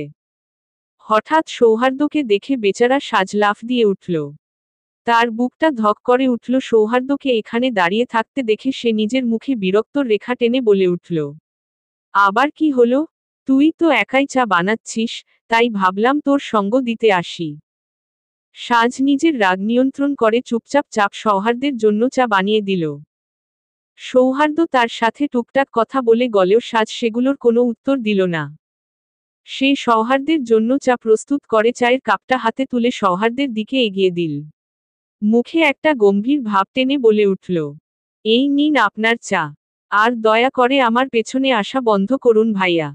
সৌহার্দ্য সাজের মুখটা দেখতে দেখতে চায়ের কাপ হাতে নিয়ে মৃদু হেসে বলে উঠল, তুই এভাবে রাগ করিস কেন? সাজ এবার আর কোনো উত্তর না দিয়ে রান্নাঘর থেকে বের হয়ে গেল। নিজের রুমে এসে সাজ বিছানায় বসে পড়ল। লোকটা সকালে ঘুম থেকে ওঠার পর থেকে বিরক্ত করেই চলেছে। কাল পর্যন্ত লোকটা বাড়িতে আসছিল না বলে সাজের কষ্ট লাগছিল, কিন্তু আজ তো বিরক্ত লাগছে লোকটাকে। এই লোকটা আমাকে পাগল করে ছাড়বে। আমি কিভাবে সামলাবো এই লোকটাকে আল্লাহ! কোনো কথা বললেই গায়ে লেগে যায়, আবার কিছু মুখ বুজে সহ্য করা যায় না। সে নিজের মনে কথা বলতে বলতে হঠাৎ দরজার দিকে তোকাতেই চমকে উঠল। সে দেখল দরজার কাছে সৌহার্দ্য দাঁড়িয়ে আছে। সৌহার্দ্যকে নিজের রুমে দাঁড়িয়ে থাকতে দেখে সাজ একটু চেঁচিয়ে বলে উঠল, এখন কি চান আপনি? চায়ে কিছু মিশিয়েছি কিনা তা চেক করার জন্য এনেছেন? সৌহার্দ্য সাজের কথাটা শুনে দরজা ঠেলে রুমে ঢুকে চায়ের কাপে চুমুক দিতে দিতে মৃদু কণ্ঠে বলে উঠল, তোকে? সাজ এবার পুরোপুরি অবাক। তার মুখে কোনো কথা এলো না। সৌহার্দ্যের মুখ থেকে অপ্রত্যাশিত কথাটা শুনে এক লহমায় তার সম্পূর্ণ শরীর স্তব্ধ হয়ে গেল। অদৃশ্যমান লালিমায় চেহারা টকটকে বর্ণ ধারণ করল, কানের লতি উষ্ণ হয়ে উঠল তার। সৌহার্দ্য ধীরে ধীরে তার দিকে এগিয়ে আসলো, ঠিক তখনই শুভ্রা সাজের রুমে প্রবেশ করল। শুভ্রা সৌহার্দ্যকে সাজের রুমে দেখে নিজের মুখে হাসির রেখা ফুটিয়ে বলে উঠল, ভাই তুমি এখানে? হুম। সাজ চা বানিয়ে দিল তাই ওকে একটু থ্যাঙ্কস বলতে আসলাম, সাথে বিরক্তও করতে আসলাম। সৌহার্দ্য শুভ্রার দিকে তাকিয়ে নিজের চোখ টিপ মেরে কথাটা বলে উঠল।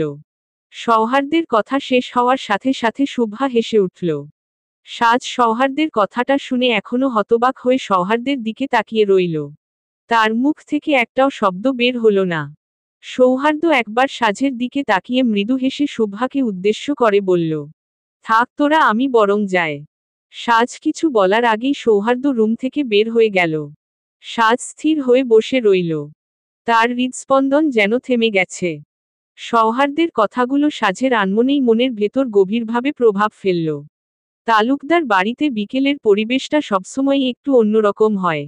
বাড়ির প্রতিটা কোণ যেন নিজস্ব একরকম গল্প বললে সকলের কাছে। ড্রয়িং রুমের কোথাও পুরনো কাঠের আসবাবের গন্ধ, কোথাও রোদ মেখে থাকা জানালার পর্দা মাথা উঁচু করে দাঁড়িয়ে আছে। সাধারণ এই সময়ে ড্রয়িং রুমের ঠিক কোণটা জানালার পর্দার ফাঁক থেকে সূর্যের আলো বেরিয়ে এসে তা মেখে একদম সোনালি হয়ে থাকে রুমের এক অংশ। বিকেলে চানাস্তার আয়োজনটা এই বাড়িতে প্রায় নিয়মিত। বড় ডাইনিং টেবিল থেকে শুরু করে ড্রয়িং রুমের সোফা, ঘরের মানুষগুলো বিকেলের চা বিস্কুটের আড্ডায় মেতে থাকে। আজও ঠিক এমনই এক বিকেল। বাড়ির ড্রয়িং রুমে লোকে লোকারণ্য। শুভা, তাসনিয়া, ঈশিতা, সাজ, সৌহার্দ্য, লুবনা এমনকি সাইদও এখানে উপস্থিত। শুভা সোফায় বসে বসে টিভির রিমোট নিয়ে চ্যানেল বদল করছে। ঈশিতা নতুন একটা সিরিজ দেখতে চাচ্ছে, কিন্তু তাসনিয়া ঠিক তার উল্টো ও অন্য কিছু দেখবে। আর সাজ, সে তো এক কোণায় বসে নিজের চিন্তায় তলিয়ে আছে আর ভাত খাচ্ছে। শুভারা আজ তাকে টিভির রিমোট দেয়নি, তাই সে ভদ্রমেয়ের মতো নিজের খাবার খাচ্ছে আর টিভির দিকে তাকিয়ে রয়েছে। সৌহার্দ্য ঠিক তার সামনাসামনি একটা সোফায় আরাম করে বসে আছে। সৌহার্দ্যের মুখে সেই চিরচেনা ফিচেল হাসি। সাজ আজ দুপুরে খেতে নিচে আসেনি। শুভা সাজের রুমে গিয়ে দেখে মেয়ে গোসল করে নিজের বিড়ালটাকে নিজে বিছানায় গুটি মেরে শুয়ে আছে, তাই সে আর সাজে খাবার খাওয়ার জন্য ডাকেনি। সাজ অনেক আগেই ঘুম থেকে উঠে সারা বাড়িতে টইটি করছিল, কিন্তু এখনই সকলের মাঝে খাবার নিয়ে বসেছে। সাজ নিজের মনে খাবার খেতে খেতে সৌহার্দ্য দিকে তাকাতেই দেখে সৌহার্দ্য আগে থেকে তার গিয়ে তাকিয়ে আছে, যা দেখে সাজ নিজের মুখ ঘুরিয়ে নেয়। ড্রয়িং রুমের সাজসজ্জাটা বেশ পরিপাটি। একদিকে শোপিসের আলমারি, অন্যদিকে দেয়ালে বাঁধানো পুরনো পারিবারিক ছবি। এক কোণে রাখা বড় একটা ফার্নের গাছ, সাথে একজোড়া সুন্দর গোলাপি পর্দা। টেবিলের ওপর রাখা ফুলদানিতে তাজা রজনীগন্ধার গন্ধ পুরো ঘরে ছড়িয়ে আছে। ড্রয়িং রুমের মাঝখানে বড় একটা সেন্টার টেবিল, যার ওপর রাখা চায়ের ট্রে। সবাই যার যার মগ হাতে নিয়ে চাতে চুমুক দিচ্ছে। সাজ এখন একটু চুপচাপ। সৌহার্দ্য অবশ্য একবারও তাকে বিরক্ত করেনি। সাজ চুপচাপ বসে বসে ভাত খাচ্ছিল, ঠিক তখনই টিভির পর্দায় একটা দৃশ্য ভেসে ওঠে। সেখানে নায়ককে জোর করে তার পরিবার বিয়ে দিতে নিয়ে যায়, কিন্তু নায়ক কোনোভাবেই বিয়ে করবে না, তাই নানা উপায়ে পরিবারের হাত থেকে বাঁচার কৌশল বের করতে থাকে। এই ফানি শুভা আর তাসনিয়া একসাথে হেসে উঠল। ঈশিতাও হাসল, তবে একটু কম। সৌহার্দ্য চায়ের মগ হাতে নিয়েই সাজের দিকে তাকিয়ে মুচকি হাসল। সাজ সেটা লক্ষ্য করল, কিন্তু পাত্তা না দেওয়ার ভান করল। সাইদ দৃশ্যটা দেখে নিজের মুখ কুঁচকে নিল। সে হঠাৎ চায়ের কাপে চুমুক দিতে দিতে বলে উঠল, এই সিরিজের নায়কটা এত বোকা কেন বলতো আমাকে? পরিবার তাকে বিয়েটা দিতে চাইছে আর সে বিয়েটা না করে বারবার পালিয়ে বেড়াচ্ছে। আমাকে বললে আমি তো এক পায়ে দাঁড়িয়ে রাজি হয়ে যেতাম। জানিস তোরা আমার কি মনে হয়? সকলের দৃষ্টি টিভির দিকে থাকলেও সকলে সাইদের এমন কথাটা শুনে নিজেদের দৃষ্টি সরিয়ে তা নিক্ষেপ করল সাইদের দিকে। সৌহার্দ্য সাইদের দিকে নিজের ভ্রু কুঁচকে তাকিয়ে আছে। আসলে সকলে বোঝবার চেষ্টা করছে সাইদ এখন কি বলবে তা। সাইদ সকলের দিকে একবার তাকিয়ে নিজের ঠোঁট চেপে ধরল। সকলকে নিজের দিকে তাকিয়ে থাকতে দেখে তার কেমন যেন ভালোই লাগতে লাগল। সে একটু ঢং করে বলে উঠল, আমার মনে হয় কি আমার বিয়েটা আর হবে না রে। বাড়ির লোকজনের কি সেই খেয়াল আছে? আমি যে বুড়ো হয়ে যাচ্ছি সেটা ওদের চোখেই পড়ছে না। সাইদের কথাটা শুনে ঘরটা মুহূর্তেই চুপ হয়ে গেল। সবাই একসাথে তাকিয়ে রইল সাইদের দিকে। সাজ তখন ভাত খাচ্ছিল। সাজ সবাইকে চুপ করে বসে থাকতে দেখে চুপচাপ বসে থাকা সাজ এবার আর নিজেকে সামলাতে পারল না। ভাত মুখে নিয়েই তা চিবতে চিবতে বলে উঠল, চিন্তা করিস না ভাইয়া। বাড়ির লোকজন যখন তোর মুসলমানিটা দিয়েছে, তখন বিয়েটাও দিয়ে দেবে, কারণ দুইটা কাজ করানোরই হুকুম দিয়েছেন আল্লাহ। সাজের কথাটা শেষ হতে না হতেই ঘরের মধ্যে হাসির রোল পড়ে গেল। শুভা তো চায়ের মগ হাত থেকে ফেলে দিতে দিতে সামলাল। তাসনিয়া আর ঈশিতা একে অপরের দিকে তাকিয়ে হেসে কুটি কুটি হয়ে যাচ্ছে। সাইদ সাজের কথাটা শুনে নিজের চোখ ছোট ছোট করে সাজের দিকে তাকিয়ে আছে। সৌহার্দ্য সাজের কথাটা শুনে মৃদু হেসে তার দিকে তাকালো, তবে সাজ তা দেখে ফেলার আগে নিজের মুখটা গম্ভীর করে সৌহার্দ্য সাজের দিকে তাকিয়ে বলে উঠল, তুই কি ভদ্র হবি না? সাজ এবার আর চোখে সৌহার্দ্যের দিকে তাকিয়ে বলে উঠল, আসলে ভাইয়া আমি ভদ্রই, শুধু নির্দিষ্ট সাক্ষীর অভাবে তা আপনাকে প্রমাণ দিতে পারছি না। সাক্ষাৎ প্রমাণ হলে আমিও দেখিয়ে দিতাম আমি কেমন ভদ্র। আপনার মতো লাফাঙ্গা নাকি? শুভা সাজের কথাটা শেষ হতে না হতেই বলে উঠল, সাজ, তুই যা শুরু করেছিস, একদিন দেখিস এর জন্য ভাইয়া তোকে ঠিক ভালো করে ঝাড়বে। সাজ শুভার কথাটা শুনে সৌহার্দের দিকে আর চোখে তাকালো। সৌহার্দ্যকে মৃদু হেসে নিজের দিকে তাকাতে দেখে সাজ নিজেই একটু অস্বস্তি বোধ করল। সে চুপ করে আবারও নিজের খাওয়াতে মনোযোগ দিল। ড্রয়িং রুমে হাসির রেশ এখনো কাটেনি। সেখানকার বাতাসে রজনীগন্ধার মিষ্টি গন্ধ ভেসে বেড়াচ্ছে। এরই মধ্যে তাসনিয়া এবার সাইদের দিকে তাকিয়ে বলে উঠল, আচ্ছা ভাইয়া, তোর গোফের কি হলো? সাইদের দিকে আবারও সকলে তাকিয়ে আছে, কিন্তু তখন সাইদ চুপ করে বসে আছে। তাই পাশ থেকে সাজ তখন ঠাট্টার সুরে বলে উঠল, সাইদ ভাইয়ের গফ হওয়া আর সাপের 5 পা দেখা একই বিষয় আপু। সৌহার্দ্য ভাই আর সাইদ ভাই এক না, আলাদা। সাজের কথাটা শুনে সকলে নড়েচড়ে বসল। সকলে কৌতূহলী দৃষ্টিতে সাজের দিকে তাকিয়ে আছে, এমনকি সৌহার্দ্য ও সাজের নিকে নিজের চোখ জোড়া নিবন্ধ করে বোঝাবার চেষ্টা করছে মেয়েটা আসলে কি বলতে চাচ্ছে। তাসনিয়া সাজকে চুপ করে বসে থাকতে দেখে মৃদু কণ্ঠে বলে উঠল, সৌহার্দ্য ভাইয়ের ব্যাপারে কিছু জানিস নাকি? তাসনিয়া কথাটা শুনে সৌহার্দ্য নিজেই শটানভাবে বসে নিজের চোখগুলো ছোট ছোট করে তার আশেপাশে বসে থাকা বদমাশগুলোকে একবার দেখে নিয়ে এক ভ্রু কুঁচকে বলে উঠল, আমার ব্যাপারে আমি নিজেই জানি না, ও কেমনে জানবে? সাজ সৌহার্দ্যের কথায় চমকে উঠল। সে সৌহার্দ্যের কথার বিপরীতে তীব্র প্রতিবাদ করে ভাবলেশীন কণ্ঠে বলে উঠল, আমি একবার আপনাকে দেখেছিলাম ফোনে কাউকে ভালোবাসি বলেছেন। সৌহার্দ্য সাজের কথাটা শুনে যেন ভূত দেখার মতো চমকে উঠে বলে উঠল, আমি? পাগল হলি তুই? এসব ভালোবাসা টালোবাসা আমার মুখ দিয়ে বের হয় না, বুঝেছি? না বুঝলেও সমস্যা নেই, তুই এমনিতেই 2 লাইন বেশি বুঝিস। সাজ সৌহার্দ্যের কথার বিপরীতে বলে উঠল, আমি বেশি বুঝি? হ্যাঁ, আমি। আপনি বলেননি? আপনি যে ফোনে প্রেম করেন তা কি আমরা বুঝি না? সৌহার্দ্য সাজের কথাটা শুনে সাজের দিকে অদ্ভুত চোখে তাকিয়ে শুভাকে উদ্দেশ্য করে বলে উঠল, শুভা, একে বোঝা বয়সে তোদের থেকে বড় আমি। তোমাদের সাথে সহজে মিশে যায় বলে এমন কথাও যেন আর না বলে দ্বিতীয়বার। সৌহার্দ্য কথাগুলো শেষ চুপ করে বসে রইল। সাজ হতভম্ব হয়ে গেল, সে তো সেদিন নিজের কানে শুনেছিল, কিন্তু মিথ্যা কথা কেমন বলছে সৌহার্দ্য সাজ সেটা বুঝতে পারল না। শীতল এক বিকাল।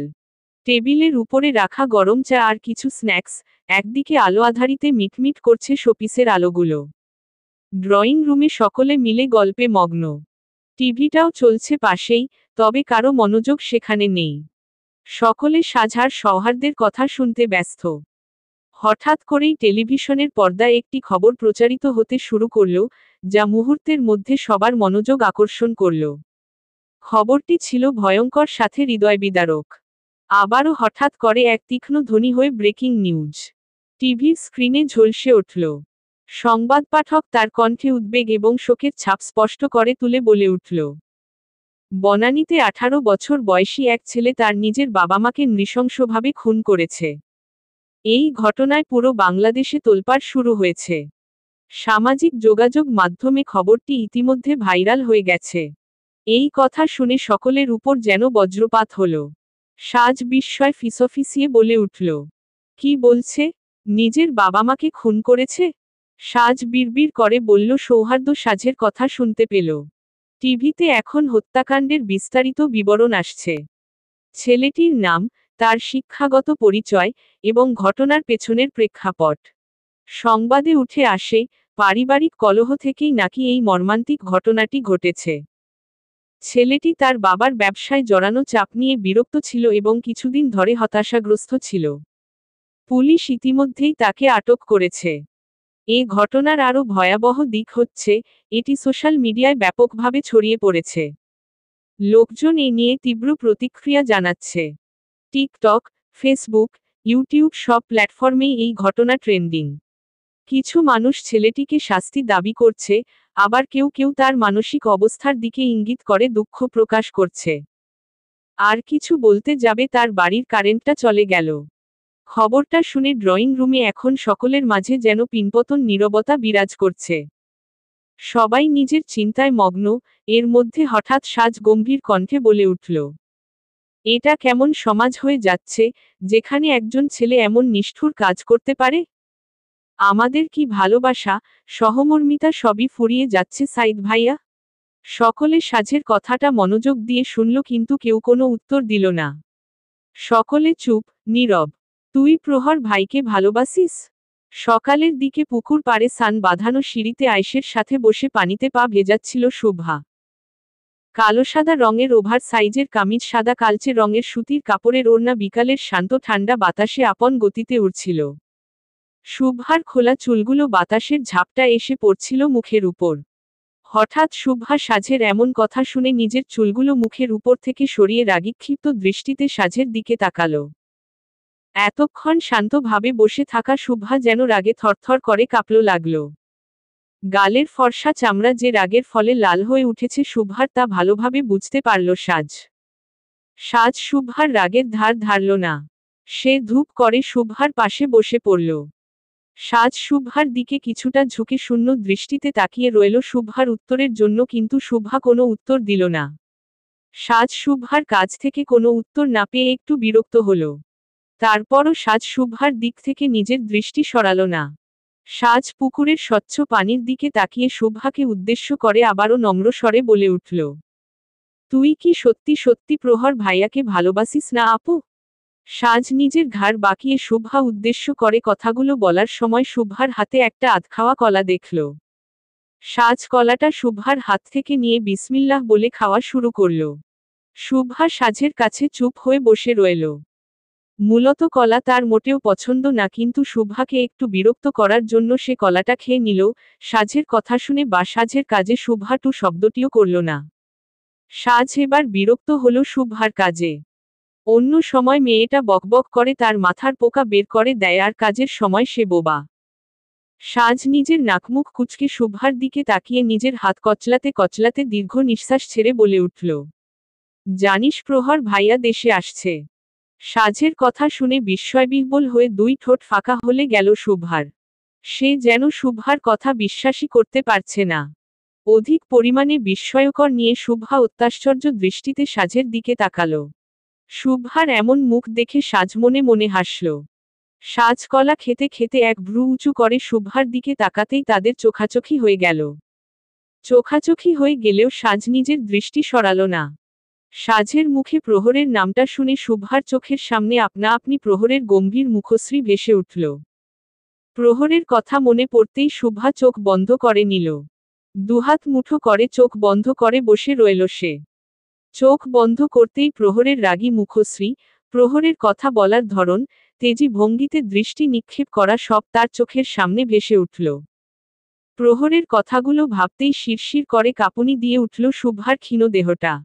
শুভা উৎকণ্ঠিত অবস্থায় চোখ খুলল। আর কিছুক্ষণ চোখ বন্ধ করে থাকলে প্রহরের তেজি রূপটাও তার সামনে ফুটে উঠত হয়তো। শুভা শুকনো ঢোক গিলে সাজের দিকে চোখ ছোট ছোট করে তাকিয়ে ঠাস করে আকাশ থেকে পড়ার তো আশ্চর্য হয়ে জিজ্ঞাসা করল, তুই কি করে জানলি? সাজ শুভার কথাটা শুনে দীর্ঘ নিঃশ্বাস ছাড়ল। কলার খোসাটা পুকুর মধ্যে ছেলে দিয়ে শুভার দিকে তাকালো। শুভাকে এক বুক কৌতূহল নিয়ে নিজের দিকে তাকিয়ে থাকতে দেখে সাজ মনে মনে হাসল। শুভা সাজের দিকে উৎকণ্ঠিত হয়ে ভ্রু কুঁচকে তাকিয়ে আছে, কিন্তু সাজ যেন শুভার কথাগুলো শুনেও না শোনার ভান করে কোনো উত্তর দিচ্ছে না। শুভা দীর্ঘ নিঃশ্বাস ছাড়ে, সে বুঝতে পেরেছে সাজ তখন তাকে সে প্রশ্নগুলো করেছিল তার কোনো উত্তর দেয়নি বলে সাজও তার কথার কোনো উত্তর দিচ্ছে না। শুভা সাজের দিকে তাকিয়ে উৎকণ্ঠিত হয়ে বলে উঠল, বল না প্লিজজ। শুভার বুকের ভেতরটা সাজের কাছ থেকে উত্তরটা শোনার জন্য অস্থির হয়ে আছে। শুভা এতটাই অস্থির যে চরম পর্যায়ের বাকরুদ্ধ হয়ে সাজের মুখের পানে তাকিয়ে আছে, কিন্তু সাজ যেন মুখে আঠা লাগিয়ে বসে আছে, সে কোনো কথাই বলছে না। বরঞ্চ নিজের ঠোঁটের কোণে হালকা হাসি নিয়ে শুভার দিকে তাকিয়ে আছে। সাজে কোনো প্রত্যুত্তর করতে না দেখে শুভা দাঁড়িয়ে পড়ল। নিজের মনের রাগটা আরো বেড়ে গেল তার। নিজের ভেতরে লুকিয়ে থাকা রাগটা সাজের উপর দেখালো। সে সাজের দিকে তাকিয়ে গম্ভীর কণ্ঠে বলে উঠল, সে আসুক আর না আসুক আমার কিছু আসে যায় না। তোর প্রহর ভাইকে জাহান্নামে যেতে বলিস এবার কথা হলে। বলেছিলাম আগের বার। আল্লাহ। ভাইয়া বলল তোকে নিয়ে একসাথে জাহান্নামে যাবে। নিজের ঠোঁটের কোণ থেকে হালকা হাসি সরিয়ে শুভ্রার কথাগুলো শুনে তার কথাগুলোর বিপরীতে সাজ শুভ্রার দিকে তাকিয়ে ঠোঁটের কোণে রহস্যময়ী হাসি টেনে প্রফুল্লচিত্তে বলল কথাটা। সাজের কথা শুনে শুভ্রার আগে রিরি করে উঠল। সে নিজের বিরক্তি ভর্তি মুখ নিয়ে পুকুর পাড় থেকে চলে আসল। শুভ্রা চলে যাওয়ার পরে সাজ আর বেশিক্ষণ পুকুর পাড়ে বসল না। সেও হাসতে হাসতে উঠে পড়ল। আজ শুক্রবার বাড়ির পুরুষরা সবে মাত্র নামাজ পড়ে এসে যে যার রুমে গিয়েছে। দুপুরের স্নিগ্ধ আলো ড্রয়িং রুমের জানালা দিয়ে ভিতরে নরম ছায়া ফেলেছে। বাড়ির পরিবেশটা এখন শান্ত। পুরুষরা যে যার রুমে আর বাড়ির নারীরাও নিজেদের কাজে ব্যস্ত, তাই বাড়ির পরিবেশটা শান্ত। সৌহার্দ্য বাহিরে থেকে এসে নিজের ঘরে গিয়ে দ্রুত পোশাক পরিবর্তন করল। সাদা টি শার্ট আর কালো ট্রাউজারে সে নিজেকে সবসময় হালকা আর স্বচ্ছন্দ মনে করে, তাই ওটাই বেশি পরে সে আজও তাই করল। সে ড্রয়িং রুমে এসে সে একটু থমকে দাঁড়াল। সৌহার্দ্যের দৃষ্টি লুবনার দিকে পড়তেই সে একটু নিজের ভ্রু কুঁচকে নিল। লুবনা ঠোঁট চেপে বসে আছে আর একটু পরপর নাক ফুলিয়ে কান্না করে উঠছে। ড্রয়িং রুমে সোফার উপর বসে মলিন চেহারা নিয়ে সামনের দিকে তাকিয়ে রয়েছে। বাহিরে কোথা থেকে এসে এখনো রুমে না গিয়ে এখানে বসেই কান্না করে চলেছে সে। সে নিজের মতো কাঁদছিল, কিন্তু সৌহার্দ্যকে উপর থেকে নিচে নামতে দেখে লুবনার চোখ ছলছল করে উঠল যেন। লুবনাকে সোফার উপর বসে কাঁদতে দেখে সৌহার্দ্যর পা থমকে গেল। সে তার দাদু ভাইয়ের রুমে না গিয়ে পা বাড়িয়ে লুবনার কাছে চলে আসলো। সৌহার্দ্যকে আসতে দেখে লুবনার কান্না বাড়ল, সাথে বাড়ল চোখের অশ্রুর পরিমাণ। অনেকটা চাপা শব্দ করে কান্না করছে লুবনা। লুবনার কান্না করার দেখে সৌহার্দ্য লুবনার পাশে বসল। নিজের নেত্রযুগল কুঁচকে লুবনাকে জিজ্ঞেস করে উঠল, কাঁদিস কেন? কি হয়েছে? সৌহার্দ্যর কথাগুলো শোনার পর লুবনার কান্নার গতি যেন ছন্নছাড়া হল। লুবনা নিজের নাক টানতে টানতে মাথা নাড়িয়ে কিছু না বলে সৌহার্দ্যকে কিছু না কথাটা বোঝাতে চাইল। লুবনাকে সৌহার্দ্য ছোটবেলা থেকে প্রচণ্ড পরিমাণে ভালোবাসে। নিজের কোনো বোন না থাকায় সৌহার্দ্য লুবনাকে নিজের বোনের মতো করে বড় করেছে।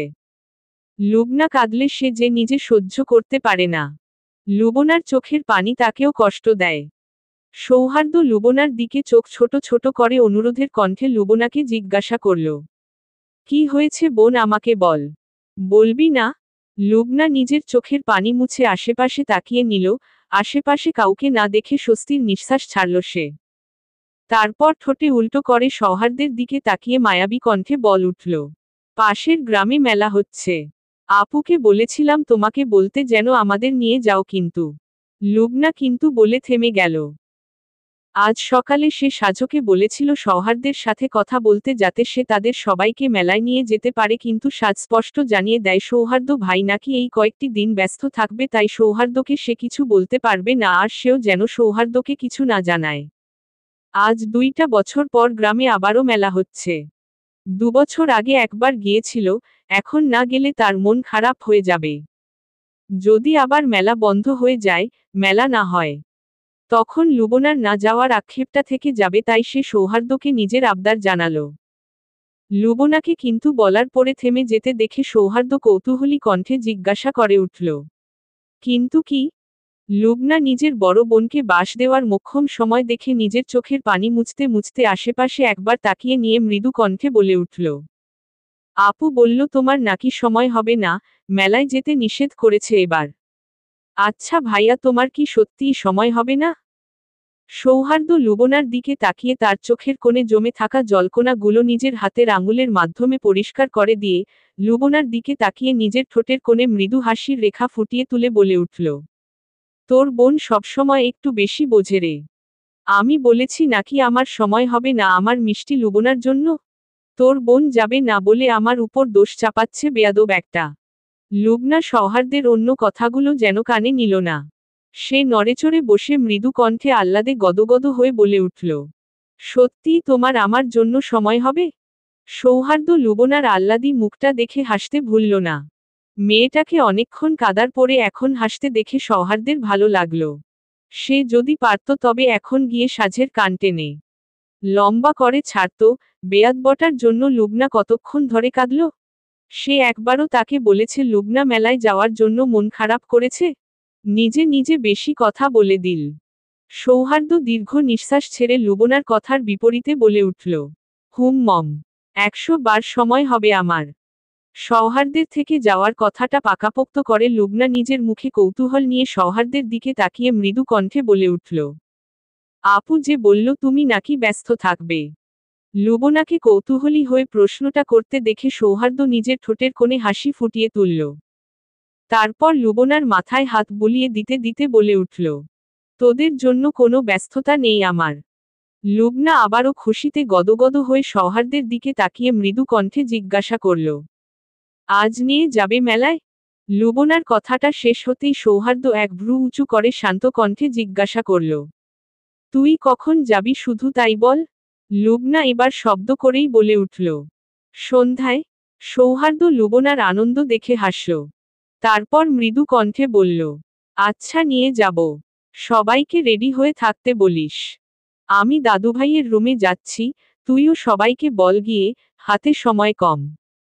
সৌহার্দ্য লুবনার দিকে তাকিয়ে কথাগুলো বলে আর দাঁড়ালো না। সে তার দাদুভাই এর রুমে চলে গেল।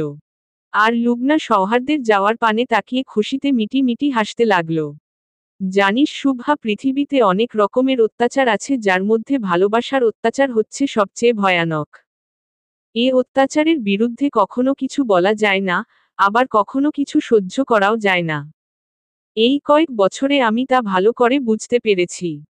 এই 3 বছরে একবারের জন্য তোকে বিরক্ত করিনি আমি, তবে আমার এই খুশির দিনে তোকে একটু বিরক্ত না করে পারলাম না জানি আমি, এই কয়েক বছরের আমার হুড়পড়িটা অনেক বড় হয়ে গিয়েছে।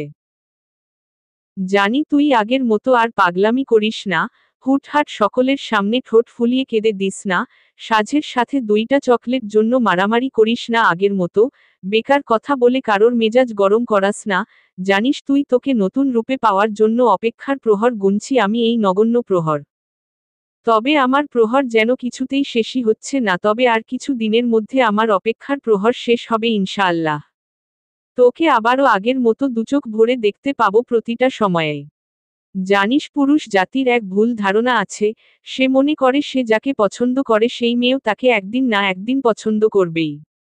তার প্রেমে পড়ার জন্য পাগল হয়ে যাবে একদিন। আমিও কিন্তু একই ধারণা করি। আচ্ছা বল, আমার এই ধারণাটা কবে ঠিক হবে? কবে তোর ভুল ভাঙবে? কবে আবার আমার কাছে ফিরে আসবি পাগলি? আচ্ছা ভালো থাকিস, নিজের জন্য না হলেও আমার জন্য তোকে ভালো থাকতে হবে শুভারানী। আমাদের খুব শীঘ্রই দেখা হবে। তখন তুই আর আমার কাছ থেকে পালাতে পারবি না দেখিস। তোর সব অভিমান আমি মিটিয়ে দিব। ফোনের স্ক্রিনে লেখাগুলো পড়ে মুখ থেকে কোনো কথা বের হলো না শুভার। মস্তিষ্ক তার কাজ করা বন্ধ করে দিল। প্রহরের মেসেজ যে অশনি কোনো ঝড়ের পূর্বাভাস তা ভালো করে বুঝতে পারল শুভা। বুকের ভেতরটা যেন চুরমার হয়ে যাচ্ছে তার। নিজের মুখে অস্থিরতার ছাপ নিয়ে চরম বাকরুদ্ধ হয়ে দাঁড়িয়ে আছে সে। এতদিন যখন কোনো খোঁজ খবর নেয়নি, তখন আজ কেন হুট করে তাকে এত বড় একটা মেসেজ লিখল সে? এত বছর তার কাছে শুভার কোনো প্রয়োজনীয় ছিল না বলে তার কোনো খোঁজ খবর নেয়নি, কিন্তু এখন দেশে আসছে, এখন তো প্রহর ভাইয়ের তাকে লাগবেই, তাই খোঁজ খবর নিচ্ছে হয়তো। কথাটা ভাবতেই চরম অপমানে মুখটা ছোট হয়ে গেল শুভার। চোখ থেকে আপনা আপনি অশ্রুকণা গড়িয়ে পড়ল। ঘোলাটে চোখ দিয়েই সে দ্রুত হাতে টাইপিং করল। অধিকাংশ মানুষই কল্পনায় সুন্দর, প্রহর ভাই, কল্পনার মানুষ কাছে এলেই আকর্ষণ কমে যায়। তাই আমার কাছে আসবার চেষ্টা করবেন না প্রহর ভাই, না হলে আমি ভয়ঙ্কর কিছু করে ফেলব। অবিশ্বাস্যভাবে শুভা কথাগুলো একটানে লিখে ফেল। তারপর বিস্ময়কর একটা ঢোক গিলে নিজের মধ্যে অসুরী শক্তি নিয়ে এসে দ্রুত টাইপিং করা লেখাটা শুভা সেন্ড করে দিল। মানুষটা অনলাইন থেকে যাওয়ার আগেই পাঠাতে হবে তাকে, তা না হলে হয়তো দেশে আসার আগে আর ফোন খুলবে না, বন্ধ করে রাখবে। হয় আর 2টা দিন পরেই প্রহরের দেশে আসবার কথা। প্রহরের দেশে আসবার কথাটা যেন বাতাসের গতিতে তার পুরো পরিবারে ছড়িয়ে পড়েছে, যার ফলে কথাগুলোও তার কানে এসেছে। এদিকে লেখাটা সেন্ড করতে না করতেই সেকেন্ডের মধ্যে অপর পাশে থাকা মানুষটা তা সিন করে। মেসেজ সিন করলেও শুভার মেসেজের কোনো প্রত্যুত্তর করে না প্রহর। শুভা মিনিট 10 এক দৃষ্টিতে ফোনের দিকে তাকিয়ে লোকটার মেসেজ সিন করার অপেক্ষা করতে লাগলো, কিন্তু মিনিট 10 পরেও যখন লোকটা মেসেজের কোনো রিপ্লাই দিল না, তখন শুভা ফোনটার দিকে তাকিয়ে তা খাটের উপর ছেলে দিয়ে রাগে গড়গড় করতে লাগলো। চোখের কোণে জমে থাকা অশ্রুকণা মুছে দীর্ঘ নিঃশ্বাস ছেড়ে নিজের আলমারির দিকে পা বাড়ালো সে। এদিকে প্রহর কল্পনাও করতে পারেনি শুভা তাকে এমন কিছু লিখতে পারে। প্রহর এই কয়েক মুহূর্তের মধ্যে এত বছর শুভার মনে ঘটতে থাকা মনোভাবগুলো ভালো করেই বুঝতে পারল। শুভা যে পণ করে বসে আছে, প্রহর গেলে তার ধারের কাছেও যাবে না, এটা সে ভালো করেই ধারণা করল। মেয়েটা তাকে সারা জীবন খারাপই ভেবে এসেছে, বদ মেজাজি, নিষ্ঠুর, দাম্ভিক প্রকৃতির মানুষ ভেবে এসেছে মেয়েটা। কথাগুলো ভেবে মৃদু হাসল সে। তারপর আবারও প্রহর কিছু একটা ভাবে নিজের ঠোঁটের কোণে রহস্যময়ী একটা হাসি ফুটে তুলল। নিজের প্রেয়সীকে আবারও নিজের করে পেতে হলে তাকে যে একটু কষ্ট করতেই হবে তা ভালো করেই বুঝতে পারল সে। কেন করেছিলেন আমার সাথে এমনটা? আমার কি দোষ ছিল প্রহর ভাই? বিয়ের দিন কেন এমন ভাবে সকলের সামনে অপমান করে চলে গিয়েছিলেন? কেন? জানালার পাশে বসে শুভা নিস্তরঙ্গ শহরের বুকে ভেসে ওঠা বাঁকা চাঁদের পানে তাকিয়ে অবচেতন মনে বারংবার একই কথা বলে চলেছে।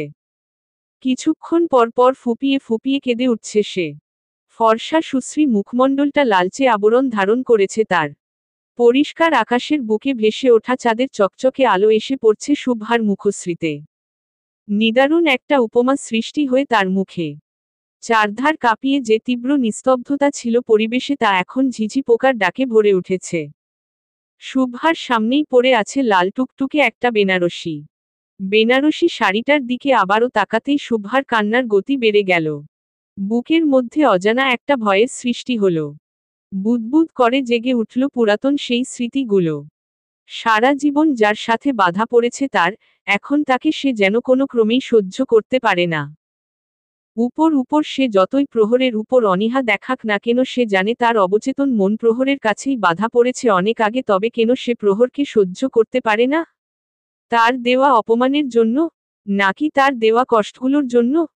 শুভা তার সামনে পড়ে থাকা লাল টুকটুকে শাড়িটাকে নিজের কাছে টেনে তাতে আবারও আলতো করে হাত বোলাতে লাগল। আর চোখ বন্ধ করে বিড়বিড় করে বলতে লাগল, আমাকে এভাবে না ঠকালে কি আপনার হতো না? কথাগুলো নিজের মনে বিড়বিড় করে বেনারসি শাড়িটাকে নিজের হাতের সাহায্যে উপরে তুলে নিজের বুকের সাথে জড়িয়ে ধরল সে। আজ 3টা বছর পরে হঠাৎ করে মানুষটার তো কোনো দরকার ছিল না তাকে মেসেজ দেওয়ার, তার খোঁজ খবর নেওয়ার। কথাগুলো ভেবে শুভা নিজের চোখ মুছে নিল। না, সে আর লোকটার কথা ভাববে না। শুভা উঠে দাঁড়িয়ে আবারও নিজের চোখের জল মুছে শাড়িটা আলমারিতে রেখে দিয়ে আসলো। শাড়িটা আলমারিতে রেখে জানালার ধরে এসে দাঁড়ালো সে। এদিকে সাজ পা টিপে টিপে শুভার রুমে প্রবেশ করল শুভা ডাকতে। শব্দবিহীন শুভার রুমের দরজাটা খুলে পা টিপে টিপে শুভার পাশে এসে দাঁড়ালো সে। শুভা নিজের গভীর ভাবনায় এতটাই মগ্ন যে সাজ কখন এসে তার পাশে দাঁড়িয়েছে সে বুঝতেই পারল না। বেশ কিছুক্ষণ পরে শুভা তার ডান দিকে তাকাতেই চমকে উঠল। সাজে হঠাৎ করে দেখে সে ভয় পেয়ে গেল, তাই তার পাশে দাঁড়িয়ে থাকা সাজের পিঠে আলতো করে একটা বাড়ি মারল। শুভা যে তাকে হুট করে দেখতে পেয়ে ভয় পেয়েছে তা শুভার মুখ দেখে বোঝা যাচ্ছে। শুভার মুখ দেখে সাজের অনেক হাসি পেল। সে শুভার সামনে 32 পার্টি দাঁত বের করে খিলখিল করে হাসতে লাগল।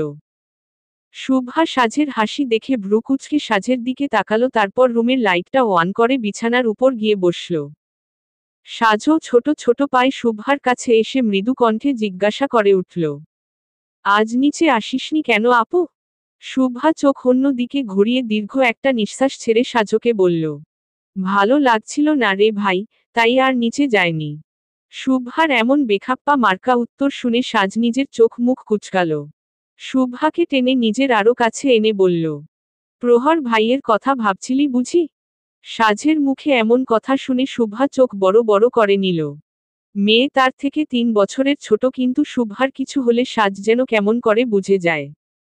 এখনো কেমন করে যেন সাজ বুঝে গেল সে প্রহরের কথা ভাবছিল। তবে সাজ বুঝে গেলেও বাকি সে তো আর সাজের সামনে তা স্বীকার করবে না। সাজের কাছে কথাটা বললে সাজের 2 মিনিটও লাগবে না এটা প্রহরের কানে তুলতে। শুভ্রাকে কোনো কথা বলতে না দেখে সাজ নিজের এক ভ্রু কুঁচকে শুভ্রার দিকে তাকিয়ে মৃদু কণ্ঠে জিজ্ঞাসা করে উঠল। তার মানে আমি যা ভেবেছিলাম তাই ঠিক? তুই প্রহর ভাইয়ের কথা স্মরণ করছিলি তাই না? মোটেও না, আমার কি আর খেয়ে দে কাজ নেই যে এই খাটাসের কথা মনে করতে যাব? তুই প্রহর ভাইয়াকে খাটাস বললি? আমি কিন্তু বলে দিব ভাইয়াকে। আমি বুঝি না, তুই আমার বোন নাকি ওই খাটাসটার? আমি দুইজনেরই বোন, কিন্তু তুই এখন কথা ঘোরাস না তো, তোর চোখ ফোলা কেন? কাঁদছিলি তুই? সাজের কথা শুনে শুভ্রা এবার উঠে দাঁড়ায়। মেয়েটা তাকে বড্ড জ্বালাতন করছে এখন। এই মেয়েটাকে রুম থেকে বের করতে না পারলে সে তার পেট থেকে সব কথা বের করে ছাড়বে, তাই শুভ্রা সাজের দিকে ঘুরে দাঁড়ায়, দীর্ঘ নিঃশ্বাস ছেড়ে সাজকে উদ্দেশ্যে করে বলে উঠল। যা তো এখন আমার রুম থেকে, ভালো লাগছে না সাজ। শুভ্রার কথা শুনে সাজ নিজের চোখ ছোট ছোট করে নিল। সে শুভ্রার দিকে তাকিয়ে নিজের ঠোঁট উল্টো করে বলে উঠল, আমি চলেই যাব? এভাবে বলার কি দরকার আপু? আমি তো তোকে বলতে এসেছিলাম যে ছোট চাচ্চু এসে। আহিল চাচ্চু এসেছে? না, আসলে আমি কেন মিথ্যা বলতে আসবো তোকে? তাহলে কবে যাচ্ছিস তোরা আলিয়া আপুদের বাড়ি? তোরা মানে? 3 দিন পরে আলিয়া আপুর গায়ে হলুদ, আর তুই বলছিস কবে যাচ্ছি? তাছাড়া আমরা যাচ্ছি মানে কি? তুই যাবি না? না রে সাজ, আমি একেবারে বিয়ের দিন যাব। পাগল হয়েছিস তুই? না রে, শরীর খারাপ আমার, তার উপর সামনে ভার্সিটিতে পরীক্ষা আছে। এক থাপ্পড় খাওয়াবো চাচিমণিকে দিয়ে। আমি মনে হয় জানি না তুই কেন যেতে চাচ্ছিস না। দেখ শুভ্রা আপু, আমি নিজের কলেজ বাদ দিয়ে, সৌহার্দ্য ভাইয়া নিজের ক্যাম্প বাদ দিয়ে আসবে, আর তুই ঢং করছিস? জানিস দাদামশাই বলেছেন কাল বিকালের আগে বের হয়ে যেতে সকলকে। আমি যাব না রে এখন। আচ্ছা বাদ দে, তুই যাবি কি না যাবি তা সকালে দেখা যাবে, এখন নিচে চল, সকলে মিলে আহিল চাচ্চুর সাথে আড্ডা দিব। শুভ্রা কিছু বলতে যাবে, কিন্তু শুভ্রার কোনো কথা না শুনে সাজ শুভ্রার হাত ধরে হাঁটা ধরল। শুভ্রাও সাজের সাথে না পেরে উঠে দীর্ঘ নিঃশ্বাস ছেড়ে তার সাথে নিঃশব্দে হাঁটতে লাগল। চলবে।